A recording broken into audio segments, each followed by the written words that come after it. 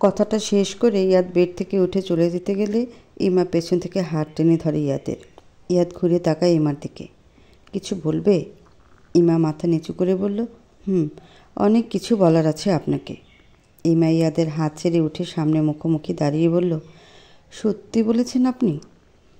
আপনাকে সব বলতে ভয় পাই আমি। কারণটা কি জানেন? আপনার জীবনে আমার জায়গা কতটা সেটা আজও ঠিক বুঝে উঠতে পারিনি আমি। আমার গুরুত্ব কতটা আদৌ বুঝতে দিয়েছেন আমাকে কখনো? কখনো বলেছেন আপনি আমাকে আদৌ ভালোবাসেন কি না? ইয়াদ ইমার চোখে চোখ রেখে বলল, সব কিছুই কি বলতে হয়? ইমা মলিন গলায় বলল, কিছু কথা মুখে বলতে হয়। আর আরমান ভাইয়ার ব্যাপারটা, উনি আমাকে সহ্য করতে পারতেন না কোনো দিন। মনি আর আরমান ভাইয়া মিলে আমার জীবনটা বিষিয়ে তুলেছিল। ইমা একে একে ইয়াদকে সব খুলে বলল, যার বেশিরভাগ ইয়াদের অজানা ছিল। ইমা এতটা সহ্য করেছে জীবনে, ইয়াদ সেটা কখনো ভাবেনি। আরমান তাকে ভালোবাসে এই বিষয়টা ছাড়া বাকি সব ইয়াদকে খুলে বলল ইমা। আরমান দেশ ছেড়ে যাচ্ছে সেটাও বলল। ইয়াদ নিজের ভুল বুঝতে পেরে লজ্জিত হলো। ইমা তো ভুল কিছু বলেনি। সে ইমাকে কতটা জানতে চেয়েছে আর নিজেকেই বা কতটা জানতে দিয়েছে ইমাকে। ইমা কথাগুলো বলে নিজের প্রয়োজনীয় জিনিসপত্র নিয়ে ওয়াশরুমের দিকে পা বাড়ালো। ওয়াশরুমের দরজার সামনে দাঁড়িয়ে বলল, যে কোনো সম্পর্কে বিশ্বাস থাকাটা খুব জরুরি, বুঝতে পেরেছেন? ইমা ওয়াশরুমে ঢুকে ঠাস করে দরজা বন্ধ করে দিল। ইয়াদ সেদিকে একবার তাকিয়ে দীর্ঘ শ্বাস ছেড়ে রুম থেকে বের হয়ে গেল। ইয়াদ বুঝতে পারছে ভুল তারও আছে। ইয়ানা রে, তোর হলো? ছেলেটা না আবার হসপিটালের ক্যান্টিন থেকে খেয়ে নেয়। এই তো মা, হয়ে গেছে, এখনই আসছি। ইয়ানা পিঙ্ক কালার একটা শাড়ি পরে মাথায় হিজাব পরে সিঁড়ি দিয়ে তাড়াহুড়ো করে নামতে লাগলো। আরে আরে, আস্তে নাম, শাড়িতে পা বেঁধে পড়ে যাবি তো আবার। ইয়ানা কোনো মতে শাশুড়ির সামনে এসে দাঁড়ালো। রীতিমতো হাঁপাচ্ছে সে। ইয়ানা শাশুড়ি মুচকি হেসে বলল, আমি তোকে রেডি হতে পাঠিয়েছিলাম নাকি যুদ্ধ করতে? ইয়ানা গাল ফুলিয়ে বলল, যেভাবে তাড়া দিচ্ছিলে তাতে যুদ্ধই মনে হয়েছে আমার কাছে। রেহানা পারবেন ইয়ানার মাথায় হাত বুলিয়ে দিয়ে বলল, এত কষ্ট করে রান্না করলি, এখন যদি গিয়ে দেখিস রেহান খেয়ে নিয়েছে তাহলে ভালো লাগবে তোর? ইয়ানা বড় বড় চোখে তাকিয়ে খানিকটা চিৎকার করে বলল, একদম না। রেহানা মুচকি হেসে বলল, তাই এজন্য এত তাড়া দিচ্ছিলাম। ইয়ানা জড়িয়ে ধরল রেহানাকে আর গালে কিস করে বলল, you are the best mom in the world. হয়েছে, আর পাম দিতে হবে না, এবার কিন্তু সত্যি লেট হয়ে যাচ্ছে তোর।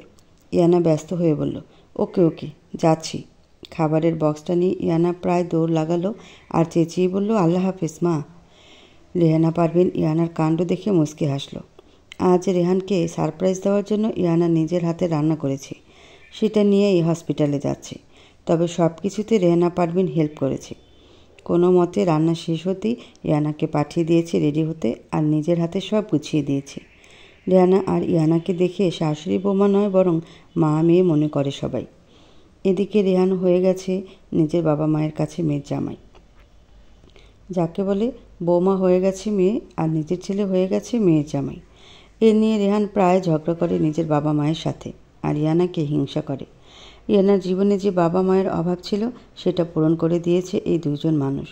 রেহানের বাবা মিস্টার গালিব আহমেদ বাইরে থেকে আসলে সবসময় ইয়ানার জন্য চকলেট আইসক্রিম, মাঝে মাঝে ফুচকাও নিয়ে আসে। ইয়ানা এখন বুঝতে পারে রেহানকে বিয়ে করে সে কোনো ভুল সিদ্ধান্ত নেয়নি। রেহানের সাথে সে জীবনে সব খুশিও পেয়ে গেছে আর রেহানও ইয়ানাকে খুব ভালোবাসে। এখন তো ইয়ানা সারা দিনে একবার কেন সারা সপ্তাহে একবারও আরমানের কথা মনে পড়ে কি না ইয়ানা জানে না। তবে একটা জিনিস খুব ভালো বুঝে গেছে, মানুষের অতীতটা তখন বেশি মনে পড়ে বর্তমানে যখন সে খুশি থাকে না। ইয়ানা নিজের মনে বিড়বিড় করে বলল, কোথায় একটা পড়েছিলাম জীবনে সঠিক মানুষ পেলে শুধু প্রথম ভালোবাসা কেন, পুরো অতীতটাই ভোলা যায়। আপনাকে পেয়ে তার প্রমাণ আমি নিজেকে দিয়ে পেয়ে গিয়েছি রেহান। এখন তো আপনাকে ছাড়া নিজের একটা মুহূর্ত ভাবতে পারি না আমি। এতটা সুখ, এতটা ভালোবাসা সব কিছু উপেক্ষা করে মাঝে মাঝে মনের কোণে কোথাও একটা উকি দেয় না পাওয়ার কষ্ট। তবে সেটা বেশি সময় স্থায়ী হতে পারে না আপনার ভালোবাসার সামনে। ম্যাম, ড্রাইভারের ডাকে ইয়ানার ঘোর কাটল। একটা দীর্ঘশ্বাস ছেড়ে খাবারের বক্সটা নিয়ে বের হলো গাড়ি থেকে। তারপর সোজা ভেতরে চলে গেল। হসপিটালটা রেহানদের নিজেদের। রেহানের বাবা হসপিটালের ম্যানেজমেন্ট বিভাগটা দেখে। ইয়ানা দুজনের খাবারই নিয়ে এসেছে। প্রথমে শ্বশুরের কেবিনে চলে গেল। আসবো বাবা? গালিব আহমেদ চশমার উপর দিয়ে তাকিয়ে ইয়ানাকে দেখে বলল, আর ইয়ানা মাঝে আয় আয়, তোর আবার অনুমতি লাগে নাকি? ইয়ানা হাসি মুখে কেবিনে ঢুকে গালিবের খাবারটা টেবিলের উপর রেখে বলল, আপনার খাবার নিয়ে এসেছিলাম বাবা। গালিব ইয়ানার অন্য হাতে তাকিয়ে বলল, ওটা বুঝি রেহানের খাবার? ইয়ানা লজ্জা পেয়ে মাথা নিচু করে বলল, তাড়াতাড়ি নিয়ে যা, পেটুকটা না আবার ক্যান্টিন থেকে খেয়ে নেয়। ইয়ানা ব্যস্ত গলায় বলল, ঠিক আছে বাবা, আপনি খান, আমি আসছি। গালিব হেসে বলল, হ্যাঁ যা যা। ইয়ানা তাড়াতাড়ি রেহানের কেবিনে গিয়ে দেখে পুরো ফাঁকা। খাবারটা রেখে বাইরে এসে নার্সকে জিজ্ঞেস করে রেহান কোথায়। নার্স জানায় রেহান একটা আইসিইউ পেশেন্ট দেখতে গেছে, এখনই চলে আসবে। ইয়ানা আবার চুপচাপ কেবিনে গিয়ে সোফায় বসে পড়ল। একটু পর দরজা খোলার শব্দে সামনে তাকিয়ে দেখে রোহান ঢুকলো।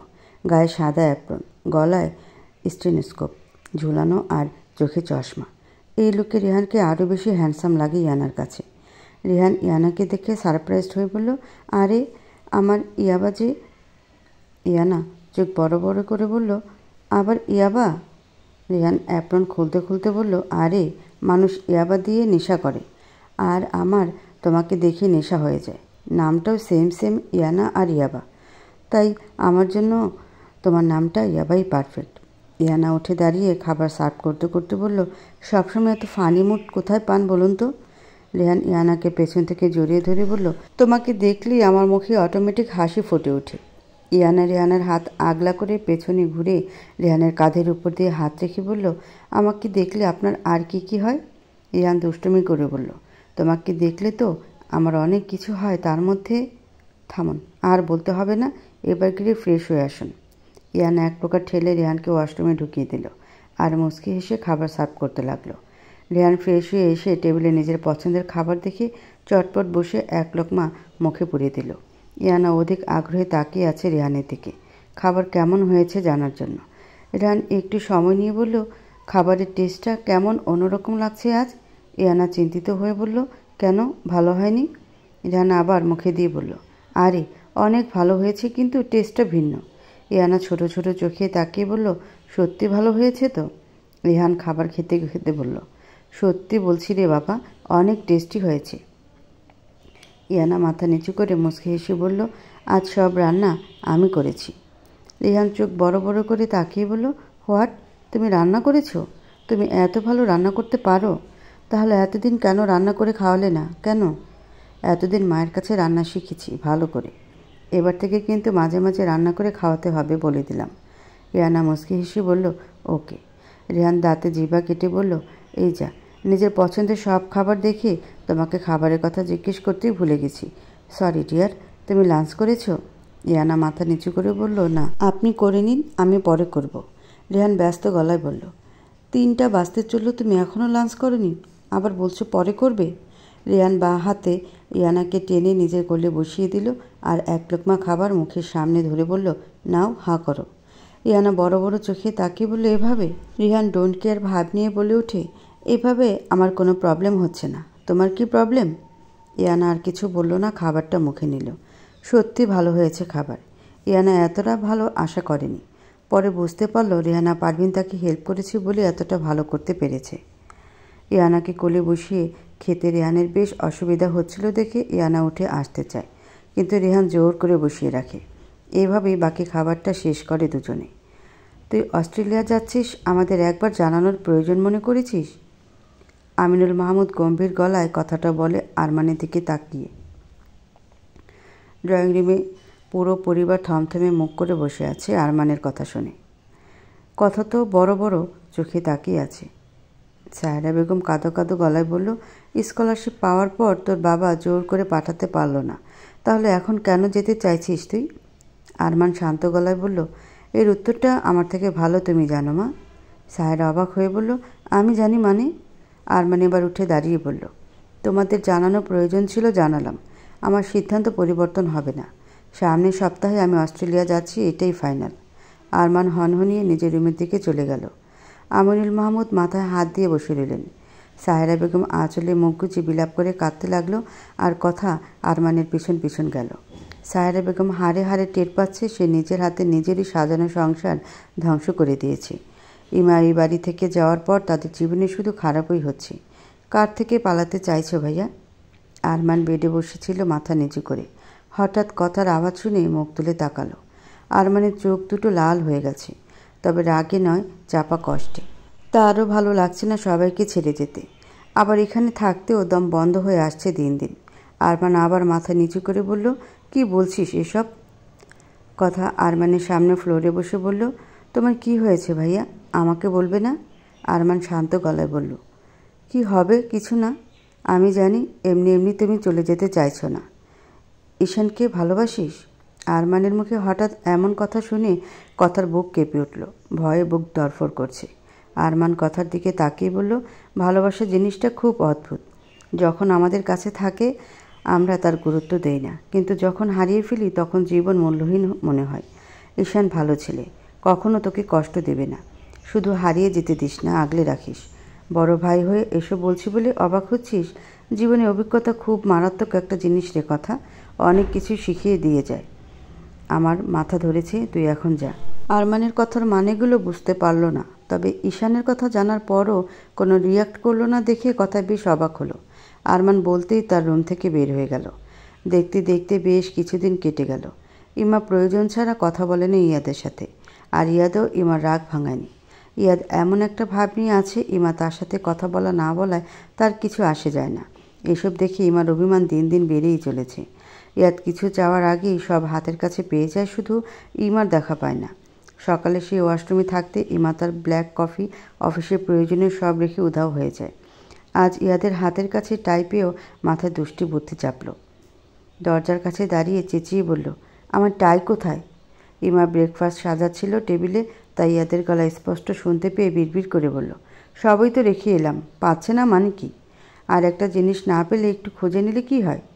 ইমার চিন্তাভাবনার মাঝেই ইয়াদ আবার চেঁচাতে লাগলো। ইমা বিরক্ত হয়ে সার্ভেন্টকে সব সাজাতে বলে নিজের রুমের দিকে গেল। ইমাকে রুমে ঢুকতে দেখে ইয়াদ হাতের টাই পেছনে লুকিয়ে ফেললো, আর ইমা বিড়বিড় করে বের করা ট্রাই খুঁজতে লাগলো। শেষে না পেয়ে বিরক্ত হয়ে কাবার থেকে নতুন আরেকটা বের করতে গেলে ইয়াদ পেছন থেকে টাই ইমার মাথার উপর দিয়ে পেটের কাছে এনে টাইয়ের দুপাশে টেনে ইমাকে নিজের কাছে আনলো।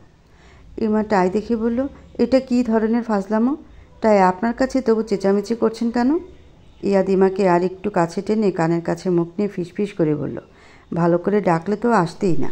ইমা কেঁপে উঠল ইয়াদের ভয়ে শুনে, তবে নিজেকে সামলে কাট কাট গলায় বলল, কেন আসবো? ইয়াদ ইমার দু বাহু ধরে নিজের দিকে ঘুরিয়ে টাই ইমার হাতে দিয়ে বলল, বেঁধে দাও। ইমা মুখ ঘুরিয়ে নিয়ে বলল, পারবো না, নিজের হাত আছে, নিজের হাতে করুন। ইয়াদ ইমার কোমর জড়িয়ে আর একটু কাছে টেনে বলল, সত্যি পারবে না? ইয়াদের ভয়ে শুনে ইমার অদ্ভুত অনুভূতি হচ্ছে, তাই কথা না বাড়িয়ে টাই বেঁধে দিতে লাগলো। ইয়াদ লম্বা বেশি হওয়ায় ইমার অসুবিধা হচ্ছে দেখে ইয়াদ ইমার কোমর জড়িয়ে একটু উঁচু করলো। ইমা শিউরে উঠল ইয়াদের এহেন কাজে, তবে কিছু বলল না, চুপচাপ টাই বেঁধে দিতে লাগলো। বাধা শেষে ইয়াদ আস্তে করে ইমাকে নিচে নামিয়ে দিল।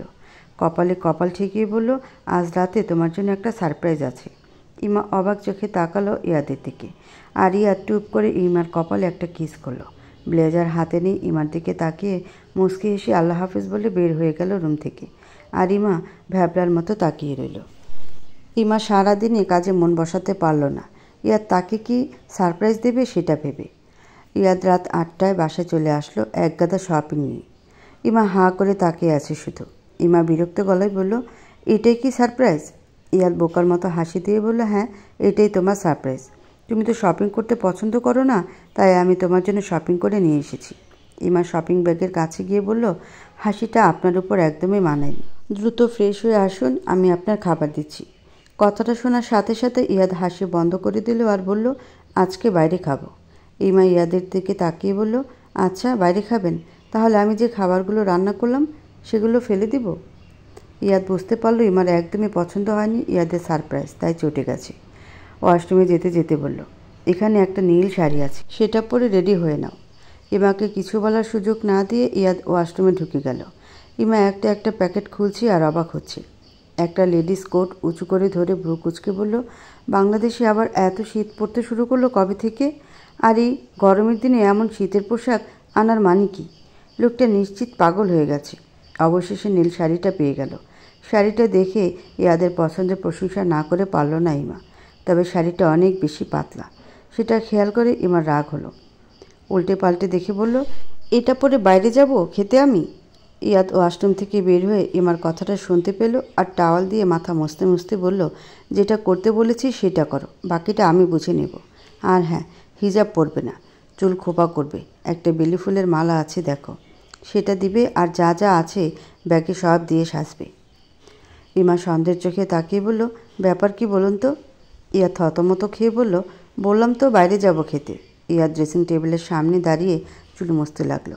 আর ইমা সেদিকে তাকিয়ে বলল, আপনি এখন আবার শাওয়ার নিয়েছেন কেন? ইয়া চুল ব্রাশ করতে করতে বলল, তোমার শপিং করতে করতে ঘাম ছুটে গিয়েছিল আমার। আপনাকে কে বলেছে আমার জন্য এমন উদ্ভট পোশাক নিয়ে আসতে? সময় হলে ঠিক বুঝতে পারবে কেন এনেছি। এখন বকবক না করে রেডি হয়ে নাও, আমি পাশের রুমে যাচ্ছি রেডি হতে। ইমা কিছু বলার আগে ইয়াদ বের হয়ে গেল। ইমাও বকবক করে রেডি হতে লাগলো। নীল শাড়ি খোপা করে, চুলে সাদা বেলি ফুলের মালা, মুখে হালকা মেকআপ, চোখে গাঢ় কাজল, ঠোঁটে হালকা গোলাপি লিপস্টিক, ডায়মন্ডের সিম্পল জুয়েলারি। পুরোপুরি রেডি হয়ে ইমা আয়নায় নিজেকে দেখতে লাগলো। কখন এভাবে সাজা হয়নি ইমার, তাই নিজেকে নিজেই চিনতে পারছে না। ইমার ফোনে মেসেজের আওয়াজ আসতেই ইমা পাশে থেকে ফোনটা হাতে নিয়ে দেখে ইয়াদের মেসেজ। নিচে আসো, আমি গাড়িতেই আছি। ইমা মুচকি হেসে নিজেকে আর একবার আয়নায় দেখে বের হয়ে গেল রুম থেকে। এভাবে সেজে বাইরে আসতেই ইমার অস্বস্তি হচ্ছিল, কিন্তু বাইরে এসে বেশ অবাক হলো। একজন সার্ভেন্টও নেই আশেপাশে। বাড়ি থেকে বের হয়ে আরও অবাক হলো, বাইরে কোনো গার্ডও দেখা যাচ্ছে না। সামনে তাকিয়ে ইমার চোখ আটকে গেল। নীল পাঞ্জাবির সাথে কালো জিন্স প্যান্ট, গায়ের সাথে একদম ফিট হয়ে গেছে পাঞ্জাবি, হাতা কোণে পর্যন্ত গুটিয়ে রাখা, চুলগুলো বরাবরের মতো জেল দিয়ে সেট করা, ঠোঁটের কোণে মুচকি হাসি, যে হাসিতে বারবার ঘায়েল হয় ইমা। ছোটোখাটো একটা ঢোক গেল। এদিকে ইয়াদ মুগ্ধ হয়ে তাকিয়ে দেখছে নিজের ভালোবাসাকে। ইয়াদ মনে মনে বলল, আজ তোমার সেদিনের সব প্রশ্নের উত্তর দেব আমি। ইমা ধীর পায়ে এগিয়ে এসে বলল, চলুন।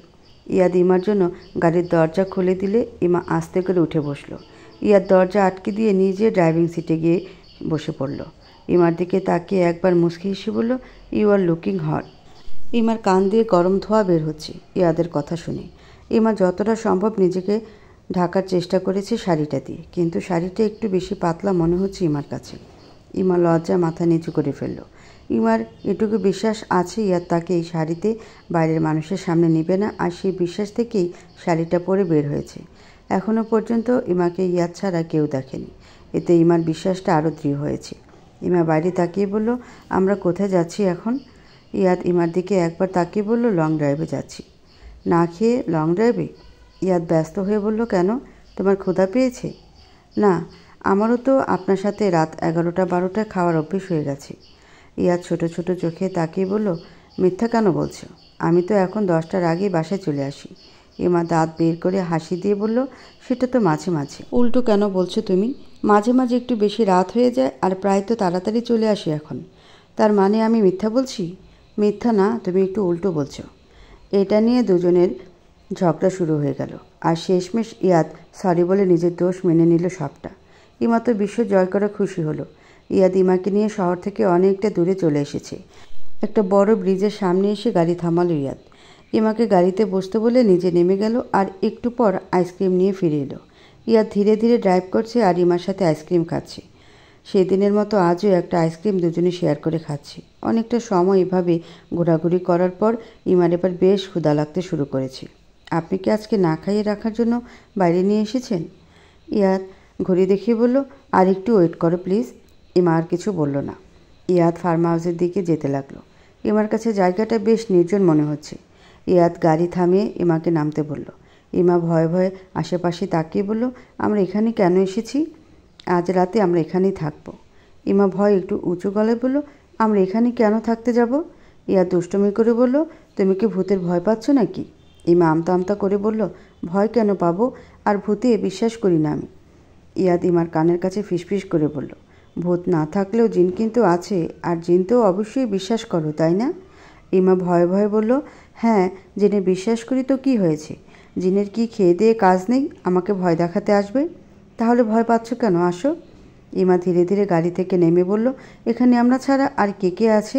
ইয়াদ সামনের দিকে এগিয়ে যেতে যেতে বলল, দারোয়ান আর কেয়ারটেকার থাকে সব সময়, তবে আজ কেউ নেই। আমি আজকের জন্য সবাইকে ছুটি দিয়ে দিয়েছি। ইমা অবাক হয়ে বলল, কিন্তু কেন? ইয়াদ ফিসফিস করে বলল, আজ এখানে শুধু আমি আর তুমি থাকবো তাই। ইমা কেঁপে উঠল ইয়াদের এমন হিম শীতল ভয়েসে। ইয়াদের হাত শক্ত করে আঁকড়ে ধরে ভেতরে যেতে লাগলো ইমা। ভেতরে গিয়ে আরও ভয় পেল, কারণ মাঝে মাঝে মোমবাতি জ্বলছে আর কোনো আলো নেই। ইমার এবার একটু বেশি ভয় করতে শুরু করেছে। ইয়াদের হাত এমনভাবে ধরে আছে যাতে হাত ছাড়লেই ইমাকে কেউ টেনে নিয়ে চলে যাবে। ইমা এবার তোতলাতে তোতলাতে বলল, এটা কার বাড়ি আর এখানে আলো নেই? এটা আমাদের ফার্ম হাউস, আর আলো আছে, তবে আজ এদিকটায় কি যেন প্রবলেম হয়েছে তাই অফ করে রেখেছে, আর জেনারেটর নষ্ট হয়ে গেছে, ঠিক করানো হয়নি। ইমা বিরক্ত হয়ে বলল, সব আজই হতে হলো, আর আমাদের আজও এখানে থাকতে হবে? ইয়াদ ইমার অবস্থা দেখে শুধু মজা নিচ্ছে। ইয়াদ হাসি চেপে বলল, চলো ডিনার করে নিই। এখানে ডিনার আসবে কোথা থেকে? ইয়াদ কিছু না বলে ইমাকে ডাইনিং টেবিলে নিয়ে গেলে ইমার চোখ বড় বড় হয়ে গেল। মোমবাতি আর ইমার পছন্দের হরেক রকম খাবারে টেবিল পরিপূর্ণ সাজানো। আজ এখানে ক্যান্ডেল লাইট ডিনার করবো আমরা, আর এটাই তোমার সারপ্রাইজ। ইমা অবাক হয়ে বলল, এসব এখানে এভাবে? ইয়াদ চেয়ার টেনে ইমাকে বসিয়ে দিল আর বলল, কথা বাদ দিয়ে খাওয়া শুরু করে দাও। দুজনে খেতে শুরু করলো, মাঝে মাঝে একে অপরের দিকে তাকাচ্ছে। মোমবাতির আলোয় দুজনকে অসম্ভব সুন্দর লাগছে। হঠাৎ পায়ে শীতল স্পর্শে ইমা কেঁপে উঠল, আর হাত থেকে চামচটা প্লেটে পড়ে গেল। একটু সময় লাগলেও ইমা বুঝতে পারলো এটি ইয়াদের স্পর্শ। ইয়াদের দিকে না তাকিয়ে চামচ তুলে আবার খেতে লাগলো। বেশ ধীরে খাওয়া শেষ করলো দুজনে। ইয়াদ বারবার নিজের ঘড়ি দেখছে, আর ইমা মাথা নিচু করে খাবার খাচ্ছে। এখন অনেকটা সময় বাকি। ইয়াদ কী করবে ভেবে পাচ্ছে না। খাওয়া শেষে ইয়াদ ইমাকে একটা রুমে নিয়ে গেল। ইমার এতক্ষণ ভয় না করলেও এখন আবার ভয় করছে, এই আধো আলো আধো অন্ধকারে। তুমি একটু এই রুমে থাকো, আমি আসছি। ইমা ইয়াদের হাত টেনে ধরে প্রায় চিৎকার করে বলল, আপনি কোথায় যাচ্ছেন? আমি এখানে কিছুতেই একা থাকতে পারবো না। ইয়াদ মজা করে বলল, তার মানে তুমি ভয় পাচ্ছ? হাত ছেড়ে দিল ইয়াদের, আর আমতা আমতা করে বলল, ভয় কেন পাবো? অচেনা জায়গা তাই বলছিলাম আর কি। ইয়াদ বরাবরের মতো হাসি চেপে বলল, ফোনটা ভুলে গাড়িতে ফেলে এসেছি, সেটা নিয়ে এখনই আসছি। তুমি কোথাও যেও না, এখানেই থাকো। ইমা মনে মনে বলল, কোথাও যাওয়ার সাহস থাকলে তো যাব। ইয়াদ বের হয়ে গেলে ইমা পা গুটিয়ে বসে বিভিন্ন সূরা পড়তে লাগলো। এখন ইমার বেশ রাগ লাগছে ইয়াদের উপর।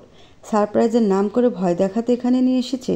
হঠাৎ ইমা অনুভব করলো তার ওয়াশরুমে যাওয়া প্রয়োজন, কিন্তু ভয়ে বেড থেকে পা নামাতেই পারছে না। মনে হচ্ছে নিচে পা রাখলে বেডের নিচ থেকে কেউ পা টেনে নিয়ে যাবে। ইমা মনে মনে ইয়াদকে বাজে কিছু গালি দিতে লাগলো। একটু পর আসছে বলে ইয়াদ প্রায় আধা ঘন্টা পর রুমে এলো। এ থেকে ইমার ভয়ে প্রাণ যায় যায় অবস্থা। ইয়াদকে দেখে রেগে বলল, এই আপনার একটু সময়? ইয়াদ মাথা চুলকে বলল, একটা কল এসেছিল তাই কথা বলে তারপর আসলাম। চলো। কোথা যাব এখন আবার? গেলেই দেখতে পাবে, চলো তো। ইমা বেড থেকে নেমে বলল, আগে আমি ওয়াশরুমে যাব, আপনি দরজার বাইরে দাঁড়িয়ে থাকুন চুপচাপ। ইয়াদকে কিছু বলার সুযোগ না দিয়ে ইমা ওয়াশরুমে চলে গেল। ইয়াদ ওয়াশরুমের দরজার বাইরে দাঁড়িয়ে রইল। ইমা ওয়াশরুমে যাওয়ার সাথে সাথে লাইট জ্বলে উঠল। বের হয়ে বলল, এই লাইট আসলো কিভাবে? ঠিক হয়ে গেছে হয়তো, তাই চলে এসেছি। ও চলুন, কোথায় যেন যেতে হবে। যে ভয় পেয়েছি আজ আর ঘুম আসবে বলে মনে হচ্ছে না। পরের কথাটা ইমা বিড়বিড় করে বলল। ইয়াদ শুনেও না শোনার ভান করে রইল, আর ইমার পিছনে গিয়ে চোখ বেঁধে দিল। আরে আরে, এটা কি করছেন? ইয়াদ লো ভয়েসে বলল, সারপ্রাইজ। ইমা আর কিছু বলল না। ইয়াদ হুট করে ইমাকে কোলে তুলে হাঁটা শুরু করলো। ইমা প্রথমে চমকে গেল, পরে ইয়াদের গলা জড়িয়ে ধরল। ইয়াদ মুচকে হেসে সামনে আগাতে লাগলো। ইমা কিছু না বলে চুপচাপ ইয়াদের গায়ের গন্ধ নিচ্ছে বুকে মাথা ঠেকিয়ে। ইমাকে নামিয়ে দিয়ে সোজা ইমার পেছনে দাঁড়ালো ইয়াদ। আস্তে করে চোখের বাঁধন খুলে দিল। কানের কাছে ফিসফিস করে বলল, happy marriage anniversary Mrs Abrar Hamid Ayaz. আজ আমাদের বিবাহিত জীবনের 1 বছর পূরণ হলো। যদিও এই 1 বছরের সুখের স্মৃতি খুব একটা পাইনি আমরা।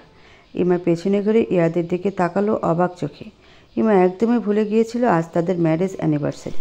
ইয়াদ ইমার ঘাড় ধরে সামনের দিকে ঘুরিয়ে বলল, আমাকে নয়, সামনে দেখো। ইমা সামনে তাকিয়ে আরও বেশি অবাক হলো। তার সামনে অসংখ্য মোমবাতি দিয়ে লেখা, হ্যাপি ম্যারেজ অ্যানিভার্সারি মাই লাভ। অসংখ্য মোমবাতির আলোয় অন্ধকার হারিয়ে যেন হারিয়ে গেছে।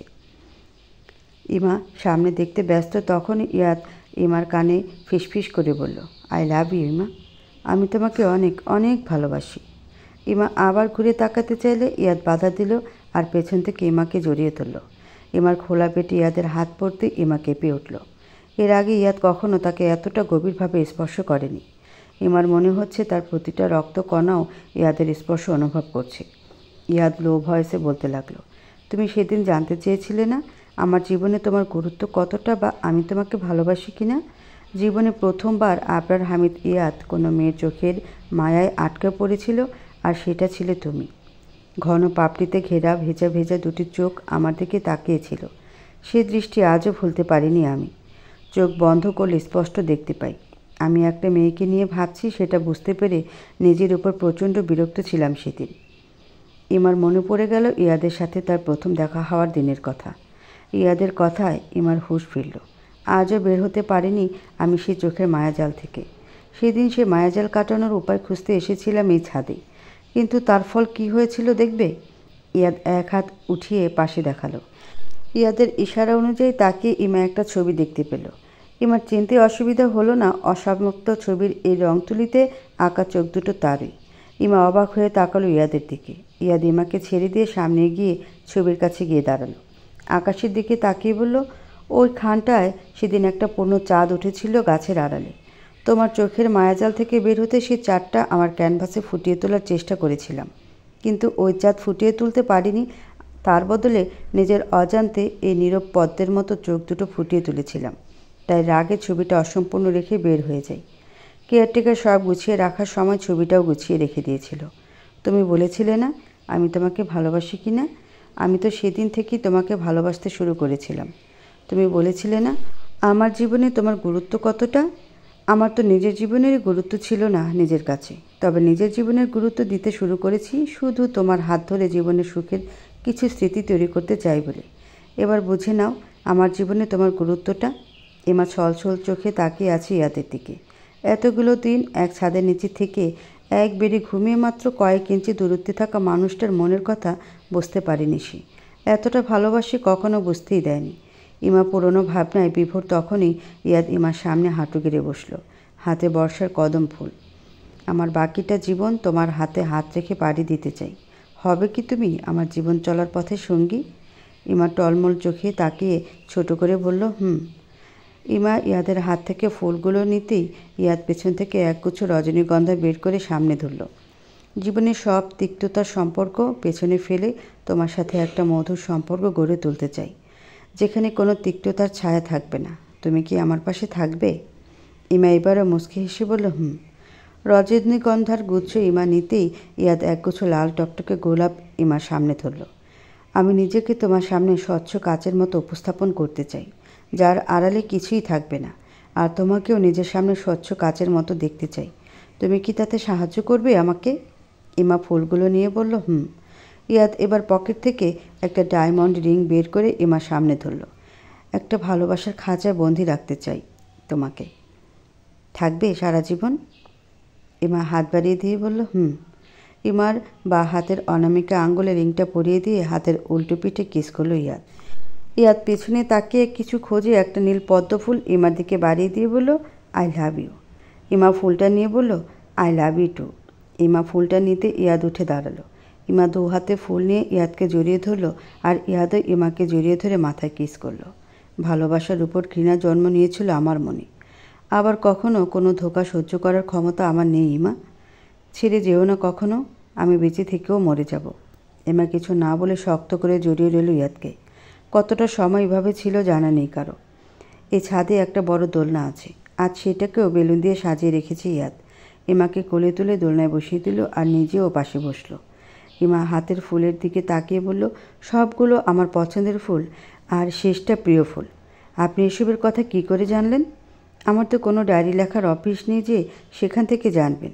ইয়াদ ইমার হাতের দিকে তাকিয়ে বলল, কথা একদিন বলেছিল সবাই গল্প করার সময়, তুমি ছিলে না সেখানে। ইমা ইয়াদের কাঁধে মাথা এলিয়ে দিল আর বলল, দেখতে দেখতে 1 বছর কিভাবে কেটে গেল তাই না। ইয়াদ গম্ভীর গলায় বলল, গত 1 বছরের প্রত্যেকটা দিন প্রত্যেকটা মুহূর্ত আমার মনে আছে। ভালো স্মৃতির সংখ্যা খুব বেশি নয়। আমাদের সম্পর্কটা আরও আগে হয়তো স্বাভাবিক হয়ে যেত যদি আমাদের জীবনটা এত কমপ্লিকেটেড না হতো, এতটা সময় লাগতো না হয়তো।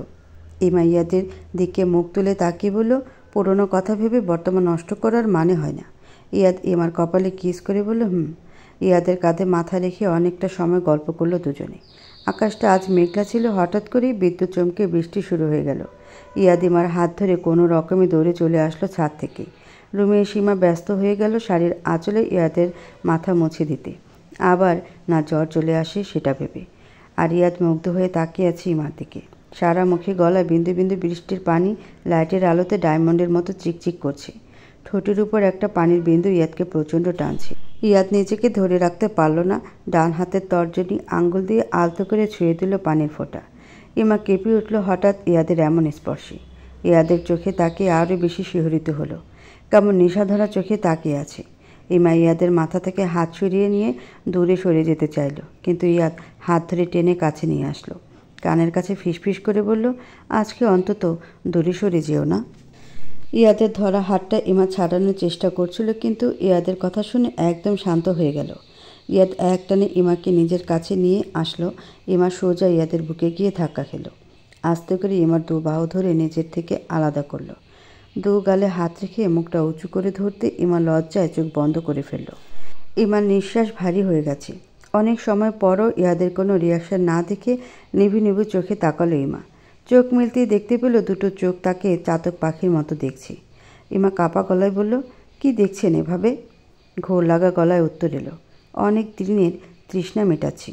তোমাকে প্রথম দিন দেখার পর সেদিন রাতেই আমি একটা স্বপ্ন দেখেছিলাম। মরুভূমির মাঝে তৃষ্ণা পাগল হয়ে আমি এদিক ওদিক ছুটছিলাম পানির জন্য। তখনই তোমাকে দেখতে পাই ফুলে ফুলে রঙিন এক বাগানে। তোমাকে দেখে তৃষ্ণার কথাও ভুলে গিয়েছিলাম আমি। পরক্ষণে তোমার হাতে পানি দেখে তৃষ্ণার কথা মনে পড়ে গেল। অনুরোধ করতে লাগলাম তোমার কাছে একটু পানির জন্য, কিন্তু তুমি বিনিময়ে চাইলে আমার কাছে। ইমা অবাক হয়ে বলল, বিনিময়? ইয়াদ নিজের বুকে বাঁ পাশে আঙ্গুল রেখে বলল, এখানে একটু জায়গা চেয়েছিলে, আর তার বিনিময়ে মরুভূমির মাঝে সাজানো বাগানটা দিয়ে দেবে বলেছিলে। ইমা অবাক চোখে তাকে ইয়াদের প্রত্যেকটা কথা মনোযোগ দিয়ে শুনছে। ইয়াদে মুচকি হেসে বলল, তুমি তোমার কথা রেখেছ। এই বুকের বাঁ পাশের জায়গাটার বিনিময়ে আমার মরুভূমির মতো জীবনটা সুন্দর বাগান করে দিয়েছ। তুমি তোমার কথা রেখেছ। ইয়াদ ধীরে ধীরে ইমার দিকে মুখটা এগিয়ে নিয়ে কপালে গভীর এক কিস করল।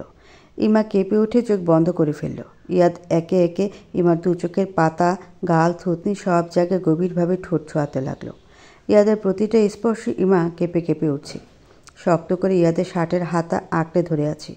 ইয়াদ কিছুটা সময় ইমার গোলাপি ঠোঁটের দিকে এক দৃষ্টিতে তাকিয়ে রইল। তারপর ধীর গতিতে আলতো করে ইমার ঠোঁটে নিজের ঠোঁট ছুঁয়ে দিল। ইমা এবার দ্বিগুণ কেঁপে উঠে চোখ খুলে ইয়াদের দিকে তাকালো, কিন্তু ইয়াদের চোখের নেশা তাকে বেশি সময় তাকিয়ে থাকতে দিল না। বাধ্য হয়ে ইমা আবার চোখ বন্ধ করে ফেলল। ইয়াদ এবার গভীরভাবে ইমার ঠোঁটে ঠোঁট ডুবিয়ে দিল। ইমা ইয়াদের মাথার পেছনের চুলগুলো শক্ত হাতে আঁকড়ে ধরল। একটু একটু করে হারিয়ে যেতে লাগলো একে অপরের ভালোবাসার সাগরে। আজ তাদের মাঝে কোনো তিক্ততার ছায়াও নেই, আর কোনোদিন হয়তো আসবেও না।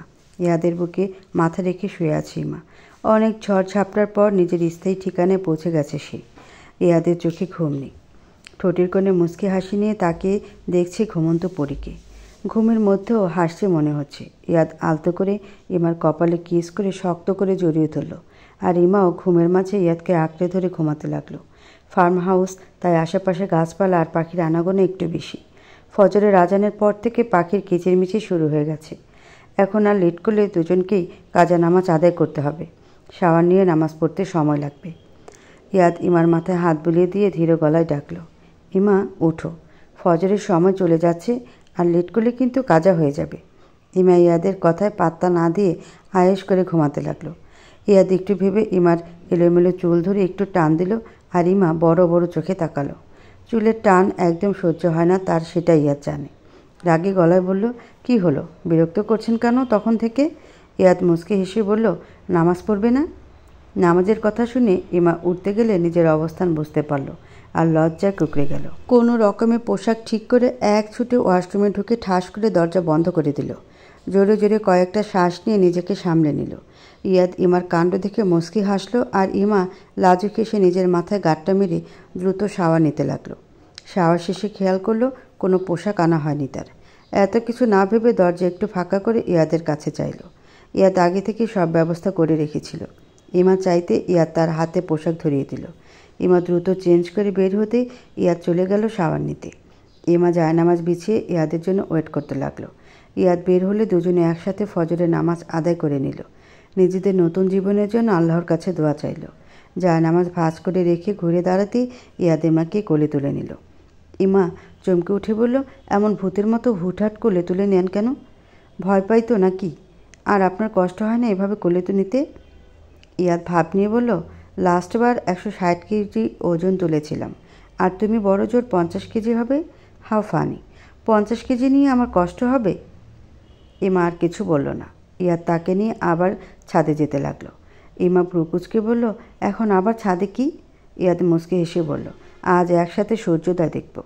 আপনি এত রোমান্টিক আগে বুঝিনি কিন্তু। ইয়াদ চোখ টিপে মেরে বলল, কেবল তো শুরু, আরও অনেক কিছু দেখার বাকি আছে মাই লাভ। ইমা চোখ সরিয়ে নিল ইয়াদের থেকে। ছাদে গিয়ে দেখলো বৃষ্টির জন্য সব সাজানো লণ্ডভণ্ড হয়ে পড়ে আছে। তা দেখে ইমা হেসে বলল, যদি গত রাতে বৃষ্টিটা আগে নেমে যেত, আপনার এত পরিশ্রমের পরিণাম এমন হয়ে যেত আমি দেখার আগে। ইয়াদ ইমাকে নিয়ে পূর্ব দিকটা নামিয়ে দিয়ে বলল, তা যা বলেছ। ইমা সামনে তাকিয়ে রেলিং ধরে দাঁড়ালো আর ইয়াদ তাকে পেছন থেকে জড়িয়ে ধরল। পূর্ব আকাশটা লাল হয়ে গেছে, একটু পরে সূর্য উঠে যাবে। ইয়াদ ইমার ভেজা চুলে নাক ডুবিয়ে সামনের দিকে তাকিয়ে আছে। আমাদের জীবনে প্রত্যেকটা সকাল যেন এমন হয় আজ থেকে। ইয়াদের কথা শুনে ইমা কিছু বলল না। সময়টা উপভোগ করতে লাগলো দুজনে। রোদ উঠে গেলে ছাদ থেকে নেমে এলো।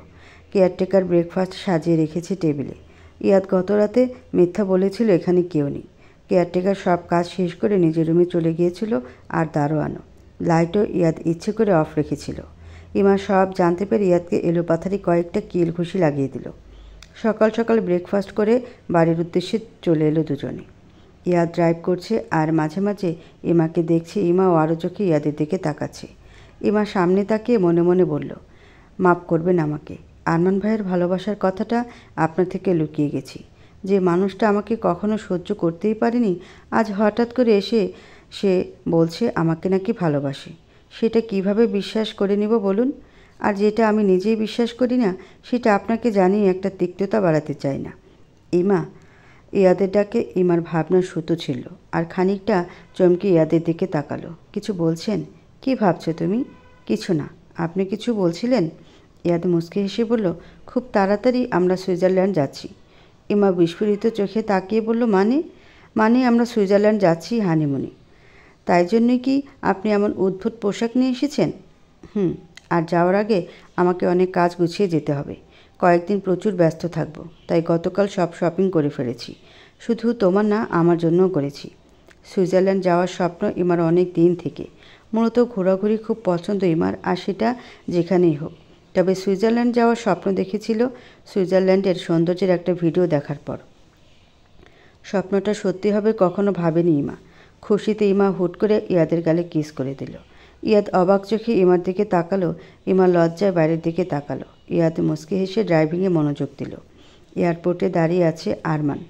আমিনুল সাহেরা আর কথা তাকে ছাড়তে এসেছে। সাহেরা কেঁদে বুক ভাসাচ্ছে। আরমান লাস্ট মুহূর্তে এসে মনে হচ্ছে যাওয়া ক্যান্সেল করে দিতে, কিন্তু এখন আর সেটা সম্ভব নয়।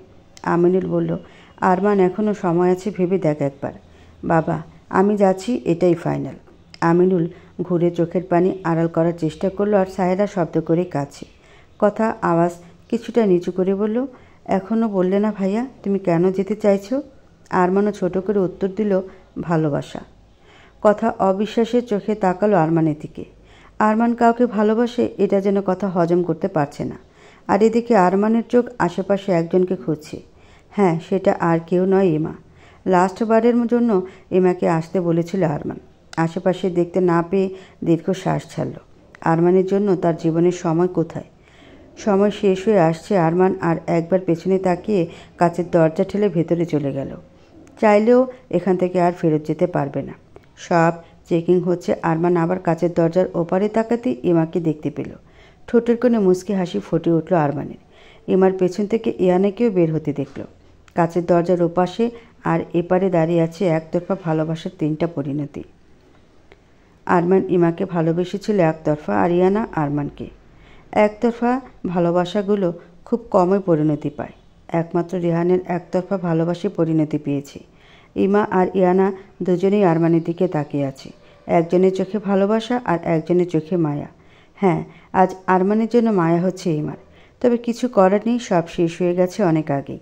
এদিকে আরমান বুকের ভেতর তীব্র যন্ত্রণা নিয়ে তাকিয়ে দেখছে ইমাকে। বুকটা আজ বড্ড বেশি পড়ছে তার। ইয়ানা তো রেহানকে পাশে পেয়ে নিজের বুকের যন্ত্রণাটা কমিয়ে নেবে, কিন্তু আরমানের কোনো উপায় নেই কষ্টটা একটু লাঘব করার। আরমান আর একবার বাবা মা বোন আর না পাওয়া ভালোবাসাকে দেখে সবার চোখের আড়ালে চলে গেল। আরমান আড়ালে চলে যেতেই আজ অজানা কারণে ইমার চোখ থেকে এক বিন্দু পানি গড়িয়ে পড়ল। পানির বিন্দুটা হাতে নিয়ে দেখে নিজেই অবাক হলো। এদিকে ইয়ানার চোখে আজ পানি নেই, কারণটা তার অজানা। এভাবে কেটে গেল বেশ কিছুটা সময়। ইয়ানা স্থির গলায় বলে উঠল, চলো ভাবি, আমাদের যেতে হবে। ইমা ছোটো করে হুম বলে হাঁটতে লাগলো সামনে। ইয়ানা আর একবার পেছনে তাকিয়ে দীর্ঘশ্বাস ছেড়ে ইমার পেছনে যেতে লাগলো। ইমা ইয়াদকে এখানে আসার কথা বললে সে ইয়ানাকে সাথে নিয়ে আসতে বলে। সে ব্যস্ত, আসতে পারবে না আর ইমাকেও একা ছাড়তে পারবে না, তাই ইয়ানাকে সাথে নিয়ে আসতে বলেছে। গাড়িতে গিয়ে বসতে তাদের মাথার উপর দিয়ে বিকট শব্দে প্লেনটা চলে গেল। দুজনে সেদিকে তাকিয়ে রইল কিছুটা সময়। আরমান তাকিয়ে আছে উইন্ডো দিয়ে বাইরের দিকে, চোখ দুটো টলমল করছে নোনা জলে। আবার কবে দেশে এই মাটিতে আপনজনদের কাছে ফিরে আসবে সেটা তার জানা নেই। এটাও জানা নেই আদৌ কোনোদিন আর আসা হবে কিনা। বুকের ভেতরটা প্রচণ্ড ভারী লাগছে তার। আরমান চোখ বন্ধ করে সিটে হেলান দিল আর চোখের কোণ বেয়ে নোনা জলের ধারা গড়িয়ে গেল। আরমানের হঠাৎ অস্বস্তি হতে লাগলো। মনে হচ্ছে তার দিকে কেউ গভীরভাবে তাকিয়ে আছে। আরমান চোখ খুলে চমকে উঠল। চশমা চোখে একটা মেয়ে তার দিকে ঝুঁকে তাকিয়ে আছে। আরমান প্রথমে শুধু চশমাওয়ালা চোখ দুটি দেখতে পেয়েছে। আরমান চমকে উঠে বলল, hey, what are you doing here? মেয়েটা সোজা হয়ে বসে হাত বাড়িয়ে দিয়ে বলল, হাই, মাইসেলফ আরিশা রায়হান। আরমান ভ্রুকুচকে বলল, so why did you look at me like that? Arisha হাত সরিয়ে নিয়ে চশমাটা একটু ঠিক করে নিয়ে বলল, না মানে আপনি আসার পর থেকে কেমন গোমরা মুখে বাইরের দিকে তাকিয়েছিলেন, আবার দেখলাম কান্নাও করছিলেন, তাই একটু কৌতূহল হয়েছিল। আরমান ভ্রুকুচকালো মেয়েটাকে গড় গড় করে বাংলা বলতে দেখে, কারণ চেহারায় অনেকটাই ফরেনারের ছাপ আর পোশাকেও। আরমান গম্ভীর গলায় বলল, তাই বলে এভাবে তাকিয়ে থাকবেন? আরিশা গাল ফুলিয়ে বলল, সরি। আরমান আবার চোখ বন্ধ করে নিল আর মেয়েটা একটু উসখুস করে আবার বলল, আপনি কি অস্ট্রেলিয়া যাচ্ছেন? আরমান বিরক্ত গলায় বলল, না, আমি অস্ট্রেলিয়ার ফ্লাইটে আমেরিকা যাচ্ছি। আরমানের উত্তরে আরিশা একটু লজ্জা পেল, তবে পাত্তা না দিয়ে আবারও বলল, না মানে আমি অস্ট্রেলিয়া থাকি তাই বলছিলাম। আপনি অস্ট্রেলিয়ায় কোথায় যাচ্ছেন? আরমান বিরক্ত হলেও ভদ্রতার খাতিরে ছোট করে উত্তর দিল, সিডনি শহরে। আরিশা উৎসুক গলায় বলল, ওয়াও, আমিও সিডনি শহরেই থাকি। আমার জন্মও সিডনি শহরেই। বাবা একটা ইন্টারন্যাশনাল কোম্পানিতে জব করে, সেই সুবাদে সিডনিতেই থাকি আমরা। বাবা মা দুজনেই পিওর বাঙালি, আর রিলেটিভ সব বাংলাদেশে। আমি আমার দাদুবাড়ি গিয়েছিলাম। আরমানের প্রচণ্ড বিরক্ত লাগছে মেয়েটার কথা, কিন্তু কিছু বলতেও পারছে না। এত ঘন্টার জার্নি যদি এই মেয়ের সাথে থাকে তাহলে সে নিশ্চিত পাগল হয়ে যাবে, সেটা ভেবে আরমানের মাথা ব্যথা শুরু হয়ে গেছে। আরমান ছোট ছোট শব্দে মেয়েটার প্রশ্নের উত্তর দিচ্ছে। কথায় কথায় যখন জানতে পারল মেয়েটার বাবা আরমানের অফিসেরই সিনিয়র অফিসার, তখন বেশ অবাক হলো, তবে মেয়েটাকে বুঝতে দিল না। এতটুকু সময় আরমান এটা নোটিশ করেছে মেয়েটাকে প্রতি 5 মিনিটে একবার তার চোখের চশমাটা নেড়েচেড়ে ঠিক করে নেয়। আরমান বিরক্ত হয়ে বলল, আপনি কি এবার একটু চুপ করবেন দয়া করে? আসলে আমার মাথাটা একটু ধরেছে।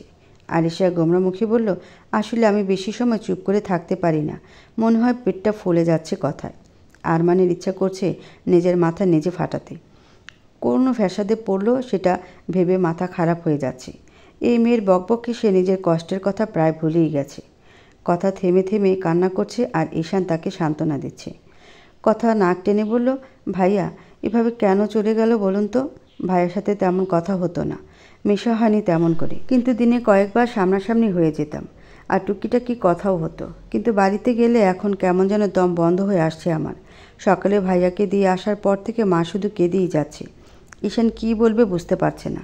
সে নিজেও বুঝে উঠতে পারছে না আরমান হঠাৎ করে এমন একটা সিদ্ধান্ত কেন নিল।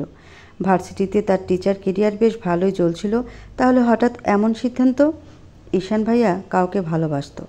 ঈশান চমকে উঠে তাকালো কথার দিকে। মানে? ভাইয়া যাওয়ার আগে ছোট্ট উত্তরে এটাই বলে গেছে। ঈশান হিসাব মিলাতে পারছে না, তার জানা মতে আরমান ভার্সিটি লাইফ থেকে পিওর সিঙ্গেল। অনেক মেয়ে তাকে প্রপোজ করলেও কখনো অ্যাকসেপ্ট করেনি। ঈশান শুনেছিল বাজি ধরে কোনো মেয়েকে প্রপোজ করেছিল, কিন্তু সেটা কে তার জানা নেই। ঈশান একটু ভেবে বলল, সেটা কে কিছু বলেছে আরমান স্যার? কথা হতাশ গলায় উত্তর দিল, না, তবে আমার মনে হয় মা কিছু জানে। অনেক দিন ধরেই মা আর ভাইয়ার সম্পর্কে কিছু ঠিক নেই। ঈশান কথাকে বা হাতে জড়িয়ে ধরে বলল, এখন এসব নিয়ে ভেবে কাজ নেই। আরমান স্যার তো চলেই গেছে। কথা বিরক্ত হয়ে বলল, কি সব সময় স্যার স্যার করেন? ভাইয়া বললেই তো হয়। ঈশান কথাকে একটু কাছে টেনে বলল, আগে স্যার ছিল তাই স্যার বলেছি, এখন শুধু বউয়ের বড় ভাই তাই ভাইজাই বলবো। কথা ভ্রুকুচকে বলল, ঢং দেখে বাঁচি না, বিয়ের খবর নেই, বউ বউ করতে এসেছে। ঈশান মুচকে হেসে বলল, তোমার 18 হলেই বিয়ে করে নিব খুকি। ভাইয়াকেও বলতে হবে তোমার কথা। কথা আর কিছু বলল না। দুজনে পাশাপাশি হাঁটতে লাগলো। তবুও কথার মন ঠিক হচ্ছে না। বারবার আরমানের কথা মনে পড়ে কষ্ট হচ্ছে। আর একটা প্রশ্ন মনে ঘুরঘুর করছে, মেয়েটা কে ছিল আর কি হয়েছিল, যার উত্তর হয়তো আর কোনোদিন পাওয়া সম্ভব নয়। সময়ের সাথে সাথে হয়তো প্রশ্নটাও মাটি চাপা পড়ে যাবে। আরমান এখন একটু স্বস্তির নিঃশ্বাস ছাড়ল, কারণ মেয়েটা বকবক করে ঘুমিয়ে পড়েছে। আরমান মনে মনে দোয়া করেছে জার্নি শেষ হওয়ার আগে যেন মেয়েটার ঘুম আর না ভাঙে। কিন্তু অনেক লম্বা জার্নি, তাই দোয়াটা কবুল হওয়ার সম্ভাবনা খুব কম। আরমান একবার মেয়েটাকে স্ক্যান করে নিল। পায়ে হোয়াইট কেটস, ব্লো জিন্স প্যান্টের সাথে ব্লো আর হোয়াইট কম্বিনেশনের একটা লং টপস, আর গলায় স্কার্ফ ঝোলানো।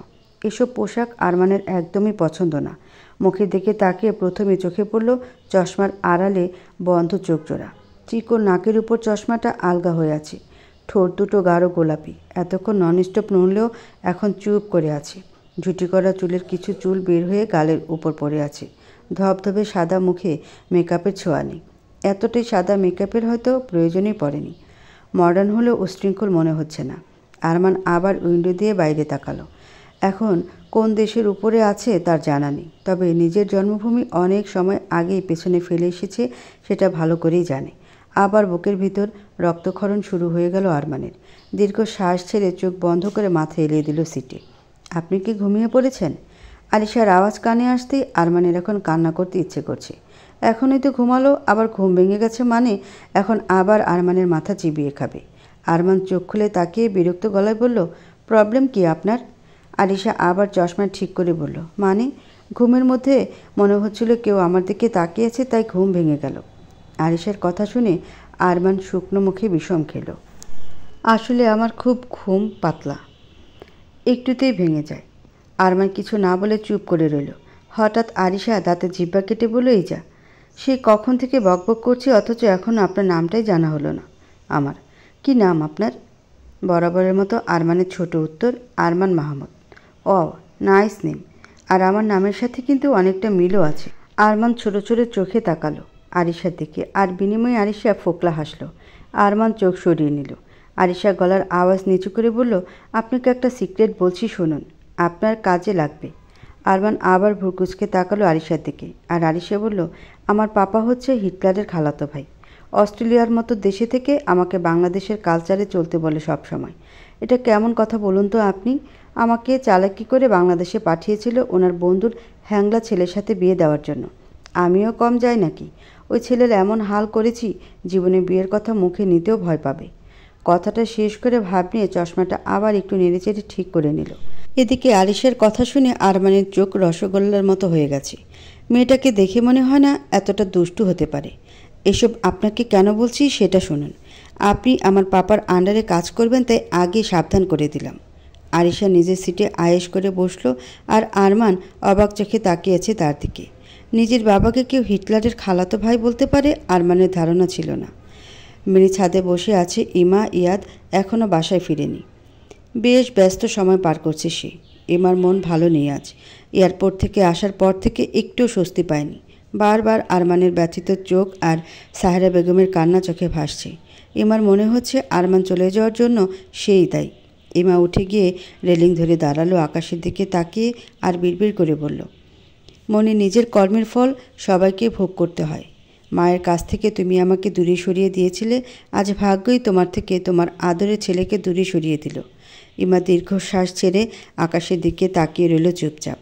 হঠাৎ পেছন থেকে কেউ জড়িয়ে ধরতে ইমা চমকে উঠে মাথা ঘুরিয়ে পেছনে তাকিয়ে দেখে ইয়াদ। ইমাকে তাকাতে দেখে ইয়াদ ভ্রু নাচিয়ে মুচকি হাসল। ইমা আবার সামনে তাকালো। ইয়াদ ইমার কাঁধে থুতনি রেখে বলল, কি হয়েছে আমার বউটার? ইমা ইয়াদের প্রশ্ন উপেক্ষা করে বলল, আপনি কখন আসলেন? আপনি যখন ভাবনায় বিভোর ছিলেন তখনই এসেছি ম্যাম। তোমাকে এখানে বসে থাকতে দেখে ফ্রেশ হয়ে তারপর আসলাম। ইমা ইয়াদের হাত ছাড়িয়ে বলল, চলুন আপনার খাবার দিচ্ছি। ইয়াদ ইমাকে থামিয়ে দিয়ে বলল, আগে বলো তোমার কি হয়েছে, এত মনমরা কেন তুমি?